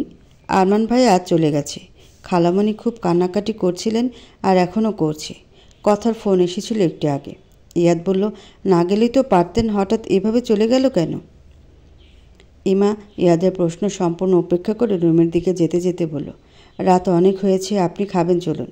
ইয়াদ আর কথা বাড়ালো না, চুপচাপ ইমার পেছনে যেতে লাগলো। খাবার টেবিলেও ইমা একদমই খাচ্ছিল না, শুধু খাবার নাড়াচাড়া করছে। ইয়াদ সেটা খেয়াল করে নিজেই এক লোকমা খাবার ইমার সামনে ধরল। ইমা একবার ইয়াদের দিকে তাকিয়ে খাবারটা মুখে নিল। ইমার মুখে খাবার তুলে দিয়ে ইয়াদ ইমার সামনে হাঁ করল। ইয়াদের কাণ্ড দেখে ইমা মুচকি হেসে ইয়াদের মুখে খাবার তুলে দিল। এরপর একে অপরকে খাইয়ে দিতে লাগলো। খাওয়া শেষে ইয়াদ রুমে চলে গেল আর ইমা সব গুছিয়ে রুমে আসলো। ইয়াদকে রুমে না দেখে মিনি সাদে তাকে ইয়াদকে দাঁড়িয়ে থাকতে দেখল। কি ব্যাপার, এখন আবার এখানে এসে দাঁড়ালেন কেন? রাত হয়েছে তো, ঘুমাবেন, চলুন। ইমা কথাটা বলে চলে আসতে গেলে ইয়াদ হাত টেনে ধরল ইমার। ইমা পেছনে ফিরে তাকিয়ে বলল, কি হয়েছে? সেটা তো তুমি বলবে। ইমা অবাক হয়ে বলল, মানে? ইমা, আমি তোমাকে আগেই বলেছিলাম আমার সামনে তোমাকে স্বচ্ছ কাচের মতো দেখতে চাই, কিন্তু আজ তোমাকে আমার কাছে আয়নার মতো মনে হচ্ছে, যার আড়ালে ভিন্ন কিছুও থাকতে পারে আমার অজানা। ইমা, আমাকেও বলবে না কি হয়েছে তোমার? ইমা ইয়াদের দিকে এগিয়ে গেল, ইয়াদের বুকে মাথা রেখে দাঁড়ালো। ইয়াদ আলতো করে ইমার মাথায় হাত রাখল। সেদিন কফি শপে আরমান ভাই আমাকে বলেছিল সে নাকি আমাকে ভালোবাসে। ইয়াদ চমকে উঠল, একটু বেশি অবাক হলো ইমার কথা শুনে, কারণ ইমার আগে বলা কথা অনুযায়ী আরমান তাকে সহ্য করতে পারত না। ইমা আবার বলল, যে মানুষটা আমাকে সহ্য করতে পারে না তার মুখে হঠাৎ এমন কথা শুনে আমি বিশ্বাস করিনি। তার কথা শুনে এটাও মনে হয়েছিল আমার জন্য সে এখান থেকে দূরে চলে যাচ্ছে। কিছুই মানতে পারিনি আমি, তাই আপনাকেও বলিনি। কিন্তু আজ যাওয়ার সময় ভাইয়ার চোখ যেটা বলেছে সেটা মিথ্যা হতে পারে না। এখন আমার মনে হচ্ছে আমার জন্য একটা মায়ের থেকে তার সন্তান দূরে চলে গেছে। নিজেকে অপরাধী মনে হচ্ছে নিজের কাছে। ইয়াদ ইমাকে শক্ত করে জড়িয়ে ধরে বলল, এখানে তোমার কোনো দোষ নেই, হয়তো ভাগ্যই এমন ছিল তাই হয়েছে। আর একটা কথা মনে রেখো, প্রকৃতি কখনো শূন্যতা পছন্দ করে না। আরমান ভাইয়ের জীবনেও একদিন তোমার শূন্যতা কেউ পূরণ করে দেবে, হয়তো সেদিন তার মায়ের কাছেও ফিরে আসবে। এসবের জন্য নিজেকে দায়ী করে কষ্ট পেও না। তোমার মনি তোমার আর মায়ের সাথে যে অন্যায় করেছে তার শাস্তিও হয়তো এভাবে পাওনা ছিল। এসব চিন্তা মাথা থেকে ছেড়ে ফেলো, এখন চলো ঘুমাবে। রুমে এসে ইয়াদ ইমাকে বুকে নিয়ে শুয়ে পড়ল, মাথায় হাত বুলিয়ে দিতে লাগলো। ইমাও ইয়াদের বুকে গুটিসুটি মেরে শুয়ে আছে। এতক্ষণে বিষণ্ণতা এক নিমিষে কেটে গেল তার। সব মন খারাপ আর বিষণ্ণতার মেডিসিন যেন এটাই। ইয়াবা, আজ কোথায় গিয়েছিলে ভাবির সাথে? আরমান স্যারকে এয়ারপোর্টে ছাড়তে গিয়েছিল ভাবি আর ভাইয়া, আমাকে বলেছিল ভাবির সাথে যেতে, সেখানে গিয়েছিলাম। রেহান মুচকি হাসার চেষ্টা করে বলল, তার জন্য বুঝি আজ মনটা এত খারাপ আমার ইয়াবার? ইয়ানা মাথা তুলে রেহানের দিকে তাকিয়ে বলল, আমার কোথায় মন খারাপ? রেহান মুচকি হেসে বলল, নয় বুঝি? ইয়ানা আবার রেহানের বুকে মাথা রেখে বলল, একদমই না। রেহান আর কিছু বলল না, চুপচাপ শুয়ে রইল। আজ ইয়ানার কেন যেন আরমানের যেন খুব বেশি কষ্ট হচ্ছে না। তখনই খারাপ লেগেছিল, কিন্তু সেটা বেশি সময় স্থায়ী হয়নি। আজ ইয়ানা একটা কথা খুব ভালোভাবে বুঝে গেছে, অবহেলা আর অযত্নে ভালোবাসাটা একসময় মরে যায়। ইয়ানার মনে আরমানের জায়গাটা অযত্ন আর অবহেলায় চাপা পড়ে গেছে। সেখানে এখন কেবল রেহানের রাজত্ব। রিহানের ভালোবাসার কাছে হার মেনে ইয়ানা বাধ্য হয়েছে তাকে ভালোবাসতে। ইয়ানা মাথাটা একটু উঁচু করে টুপ করে রেহানের গালে একটা কিস করলো। ইয়ানার কাণ্ড দেখে রেহান মুচকে হাসলো। কি ব্যাপার ম্যাডাম, আজ না চাইতেই বৃষ্টি কীভাবে এলো বলুন তো? ইয়ানা ছোট ছোট চোখে তাকিয়ে বলল, কেন, ভালো লাগেনি? ঠিক আছে, ফেরত নিয়ে নিচ্ছি। রেহান দুষ্টু হেসে বলল, বললেই ফেরত নেওয়া হয়ে গেল নাকি? দাঁড়াও, আমি ফেরত দিচ্ছি সুদ সমেত। ইয়ানা কিছু বোঝার আগেই রেহান ইয়ানা দুগালে দুটো কিস করে দিল। ইয়ানা বাঁকা চোখে তাকালো আর রেহান হা হা করে হাসতে লাগলো। ইয়ানাও মুচকে হেসে রেহানের বুকে মুখ লুকালো চুপটি করে। ঈশান একটার পর একটা কল দিয়েই যাচ্ছে, কিন্তু কথা রিসিভ করছে না আর কেটেও দিচ্ছে না। এদিকে ঈশানের পাগলপ্রায় অবস্থা কথার এমন ইগনোর দেখে। কথা মনমরা ছিল, তাতে ঈশান একটু বিরক্ত হয়ে বলেছিল, এভাবে মুখ গোমরা করে থেকো না, ভালো লাগে না। এটা নিয়ে দুজনের ছোটোখাটো একটা যুদ্ধ হয়ে গিয়েছে। কল দিতে দিতে ঈশান নিজের মনে বিড়বিড় করে বলল, মিস্টার ঈশান, আরও করো পিচ্চিদের সাথে প্রেম। কথায় কথায় গাল ফুলিয়ে বসে থাকে। এ খোদা, তুমি উদ্ধার করো এই বিপদ থেকে। ও তার মানে আমি আপনার জন্য বিপদ হয়ে গেছি এখন, তাই না? কপাল খারাপ থাকতে যা হয় আর কি। ঈশান ফোন কানে নিয়ে বকবক করছে, আর কথা কখন রিসিভ করেছিস টেরই পায়নি। ঈশানের শেষের কথা শুনে কথা তো আরও রেগে বোম হয়ে গেছে। এখন তো আমি পুরনো হয়ে গেছি, আমাকে আর ভালো লাগে না। ঈশান অবাক হয়ে বলল, যা বাবা, এই তো সেদিন অ্যাকসেপ্ট করলে, পুরনো হলে কখন আবার? আপনি আর কথা বলবেন না আমার সাথে, কলও দিবেন না বলে দিলাম। ঈশানকে কিছু বলার সুযোগ না দিয়ে কথা ফোন কেটে দিল। ঈশান হ্যালো হ্যালো করে বুঝতে পারল অনেক আগে কেটে দেওয়া হয়েছে। ঈশান নিজের চুল টানতে লাগলো। কথা আগের মতো আর গম্ভীর নেই, দিন দিন যেন চঞ্চল হয়ে উঠছে ঈশানের সাথে থেকে। ঈশান একসময় খুব করে চাইতো কথা সবসময় বকবক করুক, তার সাথে ছোট ছোট ঝগড়া করুক, কিন্তু এখন যখন এসব করছে তখন মনে হচ্ছে আগের কথাই ভালো ছিল তার জন্য। এখন তো তার জীবন ধনেপাতা করে দিচ্ছে। ঈশান গাড়ির চাবি নিয়ে বের হয়ে গেল। এখন এইভাবে ম্যাডামের রাগ ভাঙাতে হবে তার। বাড়ির সামনে গিয়ে কল দিলে কথা রিসিভ করেই মারল এক ছাড়ি। উত্তরে ঈশান ছোট করে বলল, নিচে আসো একটু। এটুকু বলেই কল কাট করে দিল। কথা কিছু বুঝতে না পেরে কিছু সময় হাঁ করে রইল। তারপর দরজা খুলে উঁকি মেরে দেখল কেউ নেই। তাই পা টিপে টিপে বের হয়ে এলো বাসা থেকে। গেটের কাছে এসে দারোয়ান ঘুমিয়ে ঝিমোচ্ছে, তাই বের হতে প্রবলেম হলো না। ঈশান একটা টেডি বিয়ার নিয়ে দাঁড়িয়ে আছে, তাতে লেখা সরি, আর সাথে অনেকগুলো চকলেট। ঈশান এক হাতে কান ধরে বলল, সব দোষ আমার, সরি সরি সরি, আর হবে না। কথা কিছু না বলে দৌড়ে গিয়ে জড়িয়ে ধরল ঈশানকে, আর ঈশান মুচকি হাসল। পুরো জার্নি আরমানের মাথা খেয়ে আরিশার স্বস্তি হয়নি, এখনও আরমানের পিছু ছাড়ছে না সে। আরমান বিরক্ত হয়ে বলল, আপনি এবার তো নিজের গন্তব্যে যান। আরিশার চশমা ঠিক করে আশেপাশে তাকিয়ে বলল, আমার জন্য গাড়ি চলে এসেছে, আপনি চলুন আমার সাথে, একই জায়গায় তো যাব। আরমান সামনে তাকিয়ে বলল, আমার জন্য অফিস থেকে গাড়ি পাঠানো হবে। আরিশা জোর গলায় বলল, গাড়ি আসবে আর এসেছে, এর পার্থক্য বুঝতে পারছেন না? এক জায়গায় যেহেতু যাব, তাহলে সাথে গেলে কি প্রবলেম বলুন তো? আপনাদের অফিস থেকে এক অ্যাপার্টমেন্টে সবার ফ্ল্যাট দেওয়া হয়েছে। আমাদের অবশ্য একটা নিজস্ব বাড়ি আছে, তবে পাপার অফিসে যাওয়ার সুবিধাতে অফিসের দেওয়া ফ্ল্যাটেই থাকি আমরা। আরমান কী করবে বুঝতে পারছে না। এয়ারপোর্ট থেকে বের হওয়ার পরও আরিশা কিছুতেই তার পিছু ছাড়ছে না। আরিশা এবার বিরক্ত হয়ে আরমানের হাত টেনে গাড়িতে বসিয়ে দিয়ে বলল, চলুন তো চুপচাপ, আমি পাপাকে বলে দিচ্ছি অফিস থেকে আর গাড়ি পাঠাতে হবে না। আরমানের চেহারাটা দেখার মতো হয়েছে। ভয়ে যার সাথে কেউ কথা বলতে পারে না। এই মেয়ের এত সাহস, তার হাত ধরে টানাটানি শুরু করে দিয়েছে।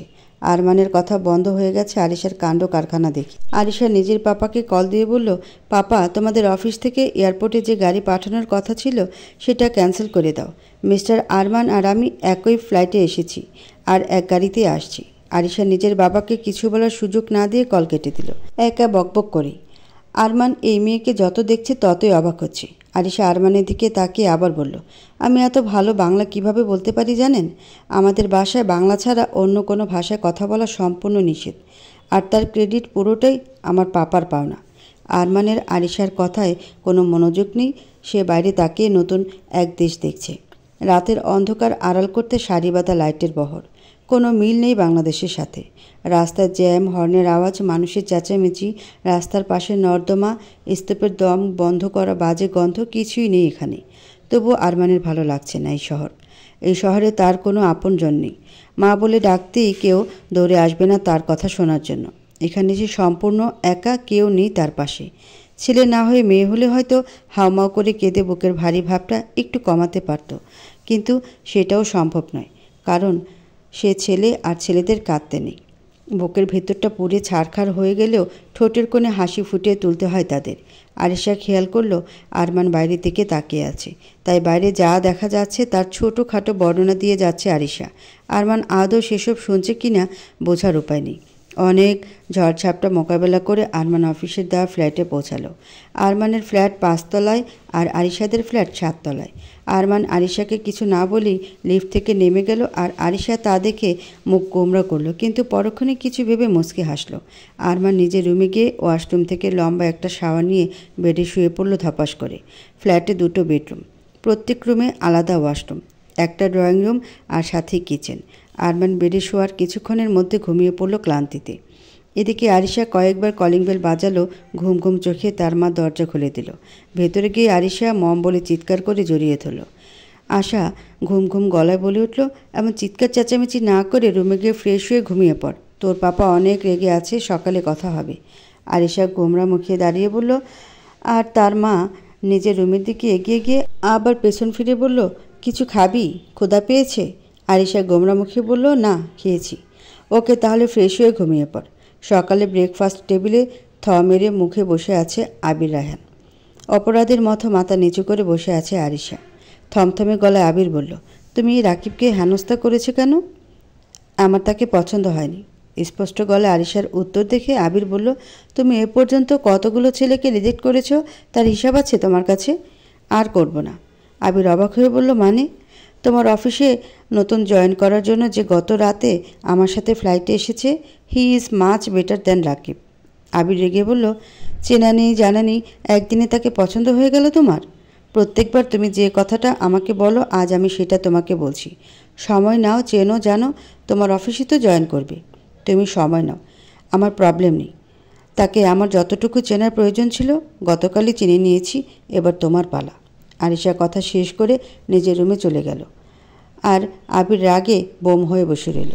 আবিরের প্রবলেম হচ্ছে মেয়েকে অস্ট্রেলিয়ায় বড় করে মেয়ের উপর আচরণ করে বাংলাদেশের।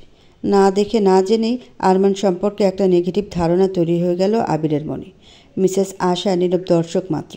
আরিশার ঘুম শেষ হয়নি, জরুরি তলবে ডাইনিং টেবিলে হাজির হতে হয়েছিল। বেডে শুয়ে একবার আরমানকে কল্পনা করে মুচকি হেসে চোখ বন্ধ করে নিল। ঝলমলে আলোতে নজর কাটছে বাড়িটা। ফুল আর নানা রঙের আলোতে চোখ ঝাঁদিয়ে যাচ্ছে সবার। আজ কথা আর ঈশানের গায়ে হলুদ। দেখতে দেখতে কেটে গেছে 5টা বছর। বদলে গেছে অনেক কিছু। 5 বছর হয়ে গেছে আরমান এখনও দেশে ফেরেনি। দেশে ফেরার কথা বলে সবসময় এড়িয়ে গেছে। তবে আজ সাহেরা বেগম পথ চেয়ে বসে আছে। আরমান তার একমাত্র ছোট বোনের বিয়েতেও আসবে না। এটা কি করে হতে পারে? তাকে জানানো হয়েছে কথার বিয়ের ডেট। কথার সাথে সাহেরা বেগমের সম্পর্কের কোনো উন্নতি হয়নি, বরং ধীরে ধীরে আরও বেশি অবনতির দিকে গেছে। আরমান 2-3 দিন পর মন চাইলে কল করে, না চাইলে করে না। সাহেরা বেগম 2জন সন্তান থাকতেও তাদের থেকে দূরে। একটু পরে হলুদ অনুষ্ঠান শুরু হয়ে যাবে। কথাকে সাজানো হচ্ছে, পার্লারের মেয়েরাই সাজাচ্ছে তাকে। কথা আরমান কি তবে সত্যিই আসবে না? কথা মায়ের দিকে ঘুরে তাকিয়ে বলল, তোমার বা তোমার ছেলের কাছে আমার গুরুত্ব কোনো কালেই ছিল না, তাই অন্য কোনো দিন আর আজকের দিনের মধ্যে কোনো তফাৎ নেই মিস্টার আরমান মাহমুদের কাছে। কথাটা শেষ করার আগেই এক বিন্দু পানি গড়িয়ে গেল চোখের কোণ থেকে। আর 5টা ছোট বোনের মতো বড় ভাইয়ের কাছে গুরুত্ব কখনোই পায়নি কথা। সে অভিযোগ জীবনের শেষ দিন পর্যন্ত গাঁথা থাকবে তার মনে। আজ আমার মাকে একদম প্রিন্সেস লাগছে। কথাটা শেষ করে 2 বছরের মেয়ের কপালে চুমু খেলো ইয়ানা। মেয়েটা যত বড় হচ্ছে দিন দিন যেন ততই কিউট হচ্ছে। দেখতে পুরো রেহানের মতো হয়েছে রোহিণী। চুপচাপ বসে থাকলে সবাই দল ভেবে ভুল করবে।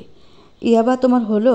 সবাই কিন্তু রেডি হয়ে গেছে, এখনই রওনা দিয়ে দেবে। হলুদ রঙের পাঞ্জাবির হাতা গুটিয়ে নিতে নিতে রেহান দরজা ঠেলে ভেতরে এলো। ইয়ানা ভাব নিয়ে বলল, আমার ভাইয়ের বিয়ে কি আমাকে ছাড়া হবে নাকি?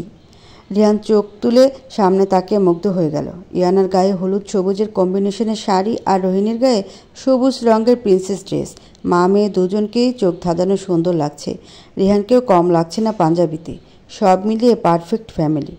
রেহানকে দেখে ছোট রোহিণী হাত বাড়িয়ে ভেঙে ভেঙে পাপা বলে ডাকতে লাগলো। রেহান এগিয়ে এসে মেয়েকে কোলে নিয়ে গালে কিস করলো। রেহান মুচকি হেসে বলল, আমার মেয়ের মাকে তো আজ প্রিন্সেস লাগছে। ইয়ানা কোমরে হাত দিয়ে বলল, এই তুমি আমাকে কপি করলে কেন?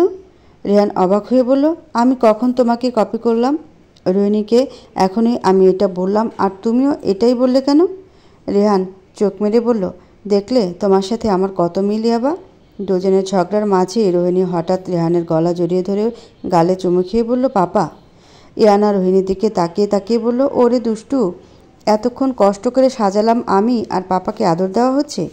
রেহান চোখ টিপ মেরে বলল, চিন্তা করো না, তোমাকে আমি আদর করে উসুল করে দিব। ইয়ানা রেহানকে মারতে মারতে বলল, এখন লেট হচ্ছে না? রেহান ব্যস্ত হয়ে বলল, হ্যাঁ হ্যাঁ চলো। ড্রেসিং টেবিলের সামনে দাঁড়িয়ে নিজেকে খুঁটিয়ে খুঁটিয়ে দেখছে 4 বছরের ইমাদ, আর বেডে বসে গালে হাত দিয়ে ছেলের কাণ্ড দেখছে ইমা। 4 বছর বয়স, কিন্তু অ্যাটিটিউড দেখে মনে হয় একদম ম্যাচিউর্ড একটা ছেলে। কথার মাঝেও কোনো জড়তা নেই তার, একদম স্পষ্ট কথা বলে। ইমা দুষ্টুমি করে বলল, বাবা আপনার হয়েছে? যদি হয়ে থাকে তাহলে চলুন, আমাদের লেট হচ্ছে। ইমাদ ঘুরে মায়ের দিকে তাকিয়ে বলল, উফ মা, একটু ভালো করে দেখতে দাও, চাচুর বিয়ে কি আর বারবার আসবে নাকি? কত মানুষ আসবে বলো তো, সবাই দেখবে না আফসারা হামিদ ইমাদকে? নামটা বাবা মা দুজনের সাথে অনেক মিল, কিন্তু চেহারা পুরো বাবার মতো, আর সব কাজেই বাপকে কপি করে বেড়ায় ছেলে। ইয়াদও বুঝে গেছে ছেলের কাহিনী, তাই তো নিজের জন্য যা যা শপিং করে সব কিছুরই একটা ছোট্ট সাইজ নিয়ে আসে ইমাদের জন্য।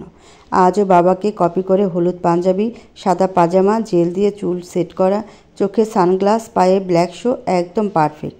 তোমাদের জন্য সবাই গাড়িতে ওয়েট করছে, আর তোমরা মা ছেলে মিলে রুমে করছোটা কি বলো তো একটু আমাকে? ইয়াদ অনেকটা রাগী গলায় কথাটা বলতে বলতে রুমে প্রবেশ করলো। রুমে চোখ বুলিয়ে ইমাকে বেডে বসে থাকতে দেখে ড্রেসিং টেবিলের দিকে তাকালো। ইমাদ বেশ স্টাইল নিয়ে দাঁড়িয়ে আছে। ইয়াদ একবার নিজের দিকে তাকিয়ে আবার ছেলের দিকে তাকালো। ইয়াদের মনে হচ্ছে তার একটা ছোট ভার্সন তার সামনে দাঁড়িয়ে আছে। ছেলেটা পুরো কপি করেছে তাকে। ইয়াদ অসহায় চোখে ইমার দিকে তাকালে ইমা নিচের ঠোঁট কিছুটা উঁচু করে বোঝালো, নতুন কিছু না। ইমাদ বেশ হাসি খুশি মুখে বলল, বাবা দেখো তো আমাকে তোমার মতো লাগছে কি না? ইয়াদও মুখে হাসি ফুটিয়ে ইমাদের কাছে গিয়ে কোলে তুলে বলল, আমার থেকেও অনেক বেশি হ্যান্ডসাম লাগছে আমার বাবাকে। ইমাদ মুখ গোমরা করে বলল, তোমার থেকে বেশি লাগবে না, তোমার মতো লাগলেই হবে। ইয়াদ এবার ইমার দিকে তাকালো। ইমা মুচকি হাসলো। আজ সবার ড্রেস প্রায় একরকম, ছেলেদের হলুদ পাঞ্জাবি আর মেয়েদের হলুদ সবুজ কম্বিনেশন শাড়ি। ইমাও সেটাই পরেছে। 5 বছরে ইয়াদ বা ইমার খুব একটা পরিবর্তন হয়নি, এখনও তেমনি আছে যেমন 5 বছর আগে ছিল। তবে পরিবর্তন হয়েছে তাদের ভালোবাসাটার, আগে থেকেও অনেক বেশি মধুর হয়ে উঠেছে তাদের সম্পর্ক। ইমাদের জন্মের সময় ইমা প্রায় মরতে বসেছিল, সেখান থেকে ইয়াদ আরও পাগলের মতো ভালোবাসে ইমাকে। ইমাকে হারানোর ভয়ে আর বাচ্চাও নেবে না ঠিক করেছে। আফসার হামিদ ইমাদই থাকবে তাদের একমাত্র সন্তান। ইমা বেড থেকে উঠে বাবা ছেলেকে তাড়া দিয়ে বলল, এবার চলুন আপনারা। ইয়াদ আর ইমা পাশাপাশি বের হওয়ার সময় ইয়াদ আস্তে করে ইমার কানের কাছে ফিসফিস করে বলল, আজ আবার নতুন করে প্রেমে পড়লাম। ইয়াদের এ লো ভয়েস এখনও ইমার গায়ে কাটা দেয়। এখনও ইয়াদের স্পর্শে কেঁপে ওঠে ইমা। ইয়াদের বলা কথাটা যেন কান থেকে সোজা হৃদয়ে শীতল ছোঁয়া দিল ইমার। ইয়াদের দিকে তাকিয়ে লাজুক হাসি দিয়ে সামনে আগাতে লাগলো সে। ইমাদ ঈশানের দরজার সামনে দাঁড়িয়ে বলল, পাপা নামিয়ে দাও আমাকে জলদি। ইয়াদ ইমাদকে কোল থেকে নামিয়ে দিতে এক ছোটে ঈশানের রুমে চলে গেল।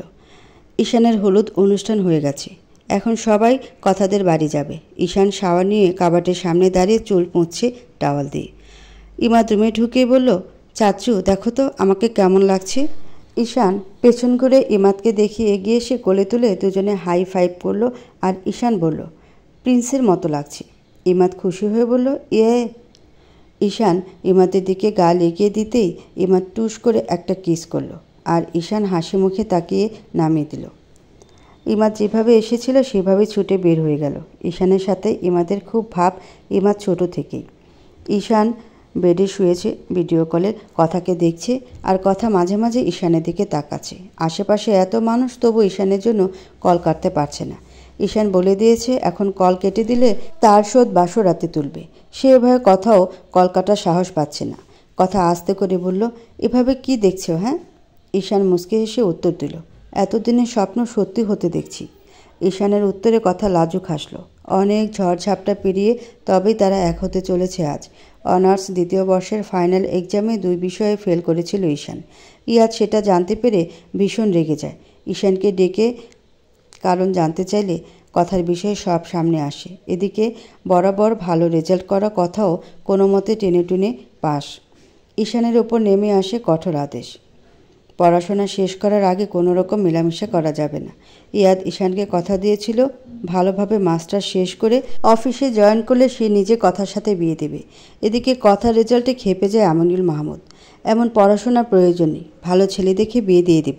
বাবার এমন হুমকিতে ভয় পেয়ে যায় কথা। ঈশানকে জানালে সে ইয়াদকে সব বলে। অবস্থা খারাপ দেখে ইয়াদ নিজে কথা বলে আমিনুল মাহমুদের সাথে। অফিস থেকে বের করে দেওয়ার রাগ মেটানোর জন্য সুযোগ পেয়ে যায় আমিনুল। ইয়াদকে এক প্রকার অপমান করে তাড়িয়ে দেয়। ইয়াদকে অপমান করেছে শুনে ঈশান রেগে গিয়ে বলে কথার সাথে আজ থেকে তার সব সম্পর্ক শেষ। ইয়াদ পড়ে যায় বিপদে। তার জন্য ভাইয়ের জীবন নষ্ট হবে সেটা মেনে নিতে পারছিল না কিছুতেই। এদিকে কথার বিয়ে ঠিক করে ফেলে অধিক বয়স্ক এক বড় লোকের সাথে। সাহেরা বেগম অনেক বোঝানোর পরও আমিনুল কিছুই বোঝার চেষ্টা করে না। কথার বয়স কেবল 18 ছিল। বাস্তবতার চাইতে আবেগে বসবাস বেশি। আবেগের বশেই সুইসাইডের চেষ্টা করে মরতে মরতে বেঁচে যায়। কথা মারা না গেলেও সেই ঘটনায় আমিনুল মাহমুদের ভেতরের রাগ মরে যায় ঠিকই। ঈশানের সাথে বিয়েতে রাজি হয়ে যায় আর ইয়াদকে অপমান করার জন্য হাত ধরে মাফ চায়। কিন্তু ঠিক হয় ঈশানের মাস্টার শেষ হলে অফিসে জয়েন করবে, তারপর বিয়ে। মাঝে কোনো যোগাযোগ করতে পারবে না আর পুনরায় খারাপ রেজাল্ট করলে দুজনকেই অন্য কারোর সাথে বিয়ে দেওয়া হবে। ঈশান আর কথা রাজি হয়ে যায় শর্তে, তবে মাঝে মাঝে লুকিয়ে ঠিকই দেখা করে তারা। এভাবেই তাদের অপেক্ষার প্রহর শেষ হতে চলেছে আজ। ঈশানকে অন্যমনস্কে দেখে কথা বলল, কি ভাবছো তখন থেকে? না মানে ভাবছি কোনো ভালোবাসা সহজে পাওয়া যায় না, তার জন্য অনেক যুদ্ধ করতে হয়। প্রথমে আমি ভেবেছিলাম খুব সহজে তোমাকে পেয়ে যাব, কিন্তু দেখো কত কাঠ খড় পোড়াতে হলো। কথা মুচকি হেসে বলল, সহজে কিছু পেয়ে গেলে তার প্রতি আমাদের গুরুত্ব থাকে না। ঈশান হা হা করে হেসে বলল, আমার খুকিটা অনেক বড় হয়ে গেছে দেখছি, এখন বড় বড় কথাও শিখে গেছে। কথা চেঁচামেচি শুনে বলল, সবাই চলে এসেছে, এখন রাখছি। ইয়ানা আপু আর ইমা আপু দেখলে আমাকে নিয়ে মজা করবে। ঈশানকে কিছু বলার সুযোগ না দিয়ে কথা কল কেটে দিল। ইমা আর ইয়ানা কথাকে আলতো করে জড়িয়ে ধরল। ইমাদ কথা সামনে গিয়ে বলল, মুনমুন।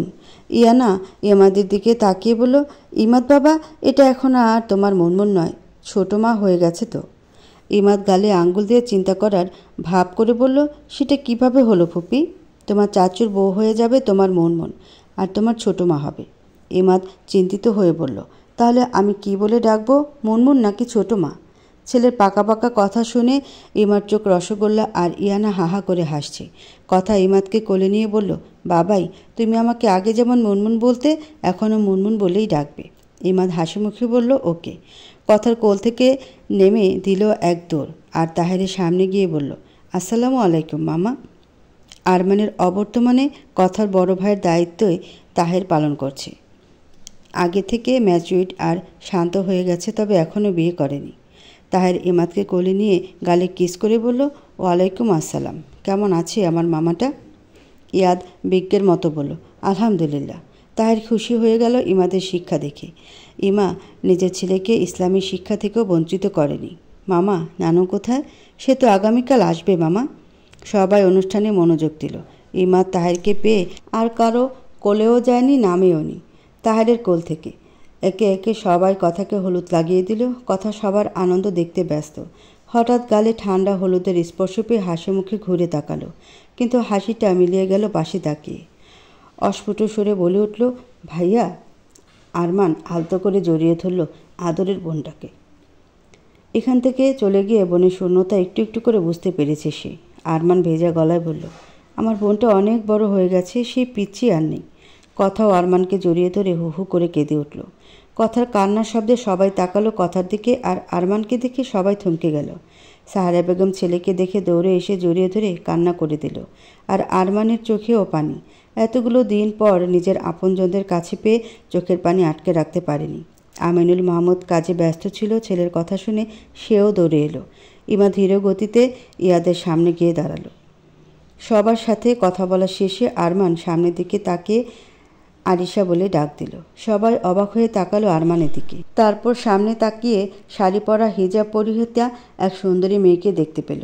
সাহারা বেগম ছেলের দিকে তাকিয়ে বলল, আরমান, এটা কে? আরমান আরিশার দিকে তাকিয়ে মুচকি হেসে বলল, তোমার বৌমা। আরমানের কথাটা শুনে ছোটোখাটো এক ঝড় বয়ে গেল উপস্থিত সবার মাঝে। আরিশা এগিয়ে এসে সাহেরা বেগম আর আমিনুল মাহমুদকে মিষ্টি করে সালাম দিল। থতমতে খেয়ে দুজনেই সালামের উত্তর নিল।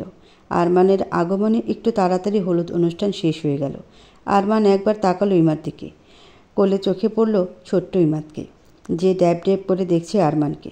ইয়ানা তাকিয়ে আছে আরিশার দিকে। মেয়েটার মুখ থেকে যেন হাসি সরছেই না। ইয়াদ সবাইকে নিয়ে বাসায় ফিরে এলো। এর মধ্যে ঈশানও জেনে গেছে আরমানের ফিরে আসার কথা। বিয়ে বাড়ি, অনেক মেহমান আছে, তাই আমিনুল মাহমুদের রুমেই আরমানকে নিয়ে ছোটোখাটো একটা মিটিংয়ে বসলো। সেখানে উপস্থিত কেবল কথা সাহেরা বেগম, আমিনুল মাহমুদ আর আরমান। আরিশা সোফায় বসে আছে চুপচাপ। আরিশার কথা জানতে চাইলে আরমান ফ্ল্যাট থেকে শুরু করে সব বলেন। আবির রায়হান আরমানকে সবসময় চোখে চোখে রেখেছে, আর অন্যদিকে আরমান যতক্ষণ বাসায় থাকতো উপস্থিত হয়ে যেত আরিশা। আরমানের টুকিটাকি হেল্প করতো আর নিজেকে ধীরে ধীরে পরিবর্তন করে নেয় আরমানের জন্য। একসময় আরমানের মনেও দুর্বলতা তৈরি হয়ে যায় আরিশার জন্য। তবু অজানা কারণে আরমানকে পছন্দ করতে পারছিলেন না আবির। তাই আরিশার আবার বিয়ে ঠিক করে, কিন্তু এবার বরযাত্রী আসার আগে তারা মানা করে দেয় অজানা কারণে। মেহমান ভর্তি বাড়িতে আরিশা বলে দেয় সে আরমানকে ভালোবাসে আর তাকেই বিয়ে করবে। আরমান সেখানে উপস্থিত ছিল, কিন্তু অবাক হয়নি আরিশার আচরণে, কারণ সে আগেই বুঝেছিল। আবির শেষে বাধ্য হয়ে রাজি হয় আরমানের সাথে বিয়ে দিতে, আর আরমানও আরিশাকে মেনে নেয়, কারণ মেয়েটা তাকে অসম্ভব ভালোবাসে, সেটা আরমান উপলব্ধি করতে পারে। হুট করে বিয়ে করায় আরমান আর বাড়িতে জানায়নি। সব শুনে আমিনুল মাহমুদ দীর্ঘ শ্বাস ছাড়ল আর সাহেরা গিয়ে আরিশার কপালে চুমু এঁকে দিল। সাহেরা বেগম হাসি মুখিয়ে বলে, আল্লাহ যা করেন ভালোর জন্যই করেন, যা হয়ে গেছে সেটা নিয়ে ভেবে কাজ নেই, তবে আমি আর তোদের কোথাও যেতে দিব না। আরমান এখন আর জানালো না তাদের চলে যেতে হবে।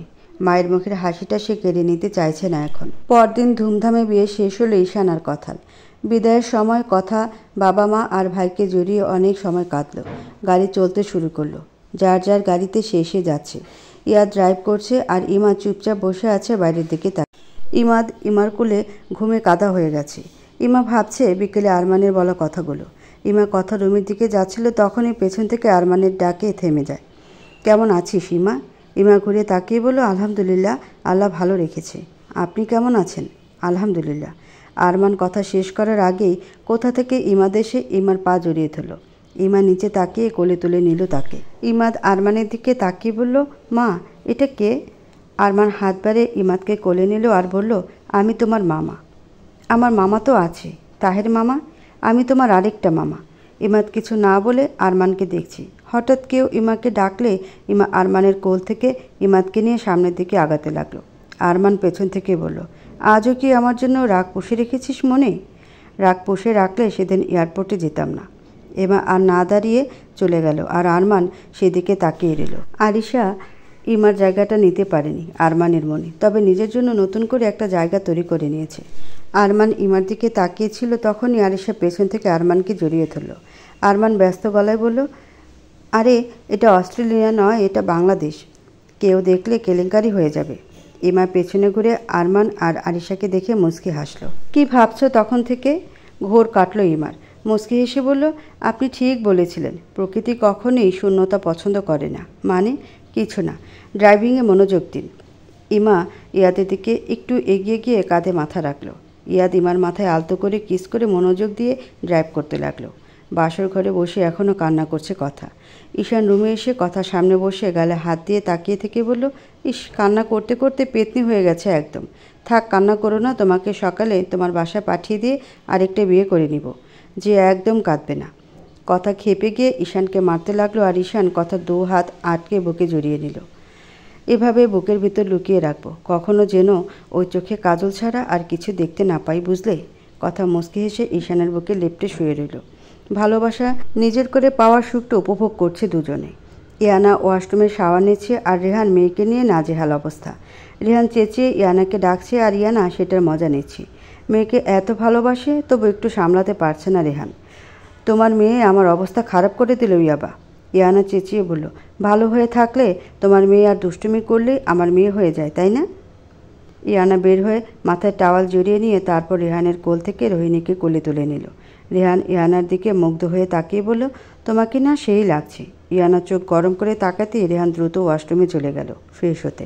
ইয়ানা মুচকি হাসল রেহানের কাছে। এদিকে আরমান ভাবছে কিভাবে বাবা মাকে আবার চলে যাওয়ার কথা জানাবে। আরিশা তো নিশ্চিন্তে আরমানের বুকে মাথা রেখে ঘুমিয়ে আছে। আরমান তার মাথায় হাত বুলিয়ে দিচ্ছে। এই মেয়েটা তার অন্ধকার জীবনে আলোর ছায়া নিয়ে এসেছে। তাই অবহেলা না করে দুহাতে আগলে নিয়েছে আরমান। বুকের কষ্টগুলো ভোলার একমাত্র মেডিসিন এই আরিশা। আরমান কথাগুলো ভেবে আরিশার ঘুমন্ত মুখটার দিকে তাকালো, কপালে আলতো করে চুমু এঁকে দিল। তুমি সবসময় এমন লুকিয়ে আদর করো কেন আমাকে? আরিশার কথা শুনে আরমান থতমত খেয়ে গেল। আরমান ভেবেছিল আরিশা ঘুমিয়ে পড়েছে। আরিশা মাথা তুলে আরমানের দিকে তাকিয়ে বলল, কি হলো, কথা বলছো না কেন? আরমান মুচকি এসে বলল, কারণ ঘুমালে তোমাকে কিউট লাগে তাই। আর জেগে থাকলে? আরমান দুষ্টুমি করে বলল, পেতনির মতো লাগে। আরিশা ছোট ছোট চোখে তাকিয়ে বলল, পেতনি লাগুক আর যাই লাগুক, আমার সাথেই থাকতে হবে সারা জীবন। আরমান মুচকি হাসলো, শুধু কিছু বলল না। আরিশা একটু নড়েচড়ে উঠে বলল, আচ্ছা আমরা একেবারে চলে আসতে পারি না এখানে? আরমান একটু চিন্তা করে বলল, তুমি এখানে থাকতে চাও? আরিশা খুশি হয়ে বলল, হুম।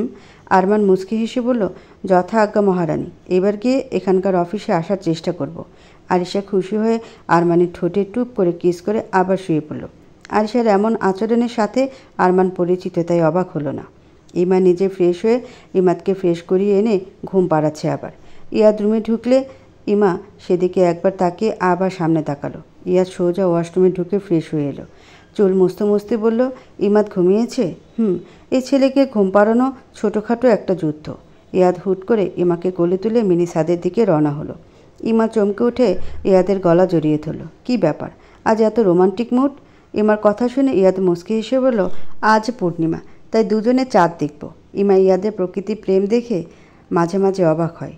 প্রথম দিকে ইয়াদকে মনে করলে এই ইয়াদের সাথে মেলাতে পারে না ইমা। ইয়াদ ইমাকে দোলনায় বসিয়ে নিজেও পাশে বসলো। ইমার জন্যই এখানে দোলনার ব্যবস্থা করা হয়েছিল ইমার প্রেগনেন্সির কালীন সময়। ইমা ইয়াদের কাঁধে মাথা রেখে বলল, আজ আমাদের কারো জীবনে আর কোনো তিক্ততার সম্পর্ক নেই, তাই না? ইয়াদ মনে মনে বলল, জীবনে কিছু তিক্ততা থেকেই যায় ইমা। মিসেস রুবিনা কবিরকে দেখলে আজও আমার সেই বিষাক্ত অতীতের কথা মনে পড়ে যায়। মানসিক ভারসাম্যহীনতার জন্য আজও তার ফাঁসি কার্যকর করা হয়নি। এ একজনই হয়তো যথেষ্ট তিক্ততার সম্পর্কের স্বাদ নিতে। ইমা ইয়াদের দিকে তাকিয়ে বলল, কি ভাবছেন? কিছু না, ভাবছি আবার হানিমুনে যাব। আগের হানিমুনের স্মৃতি অনেকটা হালকা হয়ে গেছে। ইমা ভ্রুকুচকে বলল, ছেলেকে সাথে নিয়ে হানিমুনে? তো কি হয়েছে? ছেলেরও জানা উচিত তার বাবা তার মাকে কতটা ভালোবাসে। ঈশানার কথা, হানিমুনে চলে যাওয়ার পর আমরাও যাব। ইমা আর কিছু বলল না। ইয়াদের বুকে মাথা রেখে চাঁদ দেখতে লাগলো। এখন একটাই ইচ্ছে ইমার, এই বুকে শেষ নিঃশ্বাস ত্যাগ করা। ইয়াদ ইমাকে শক্ত করে জড়িয়ে ধরে রইল। ইমা তার বুকে থাকলে পৃথিবীর সব সুখ যেন তার পায়ের কাছে থাকে। ইমা মেয়েটাকে ছাড়া তার নিঃশ্বাস নেওয়াও অসম্ভব। ভালো থাকুক নিঃস্বার্থ ভালোবাসাগুলো, একে অপরের সাথে পাড়ি দিক জীবনের বাকিটা পথ।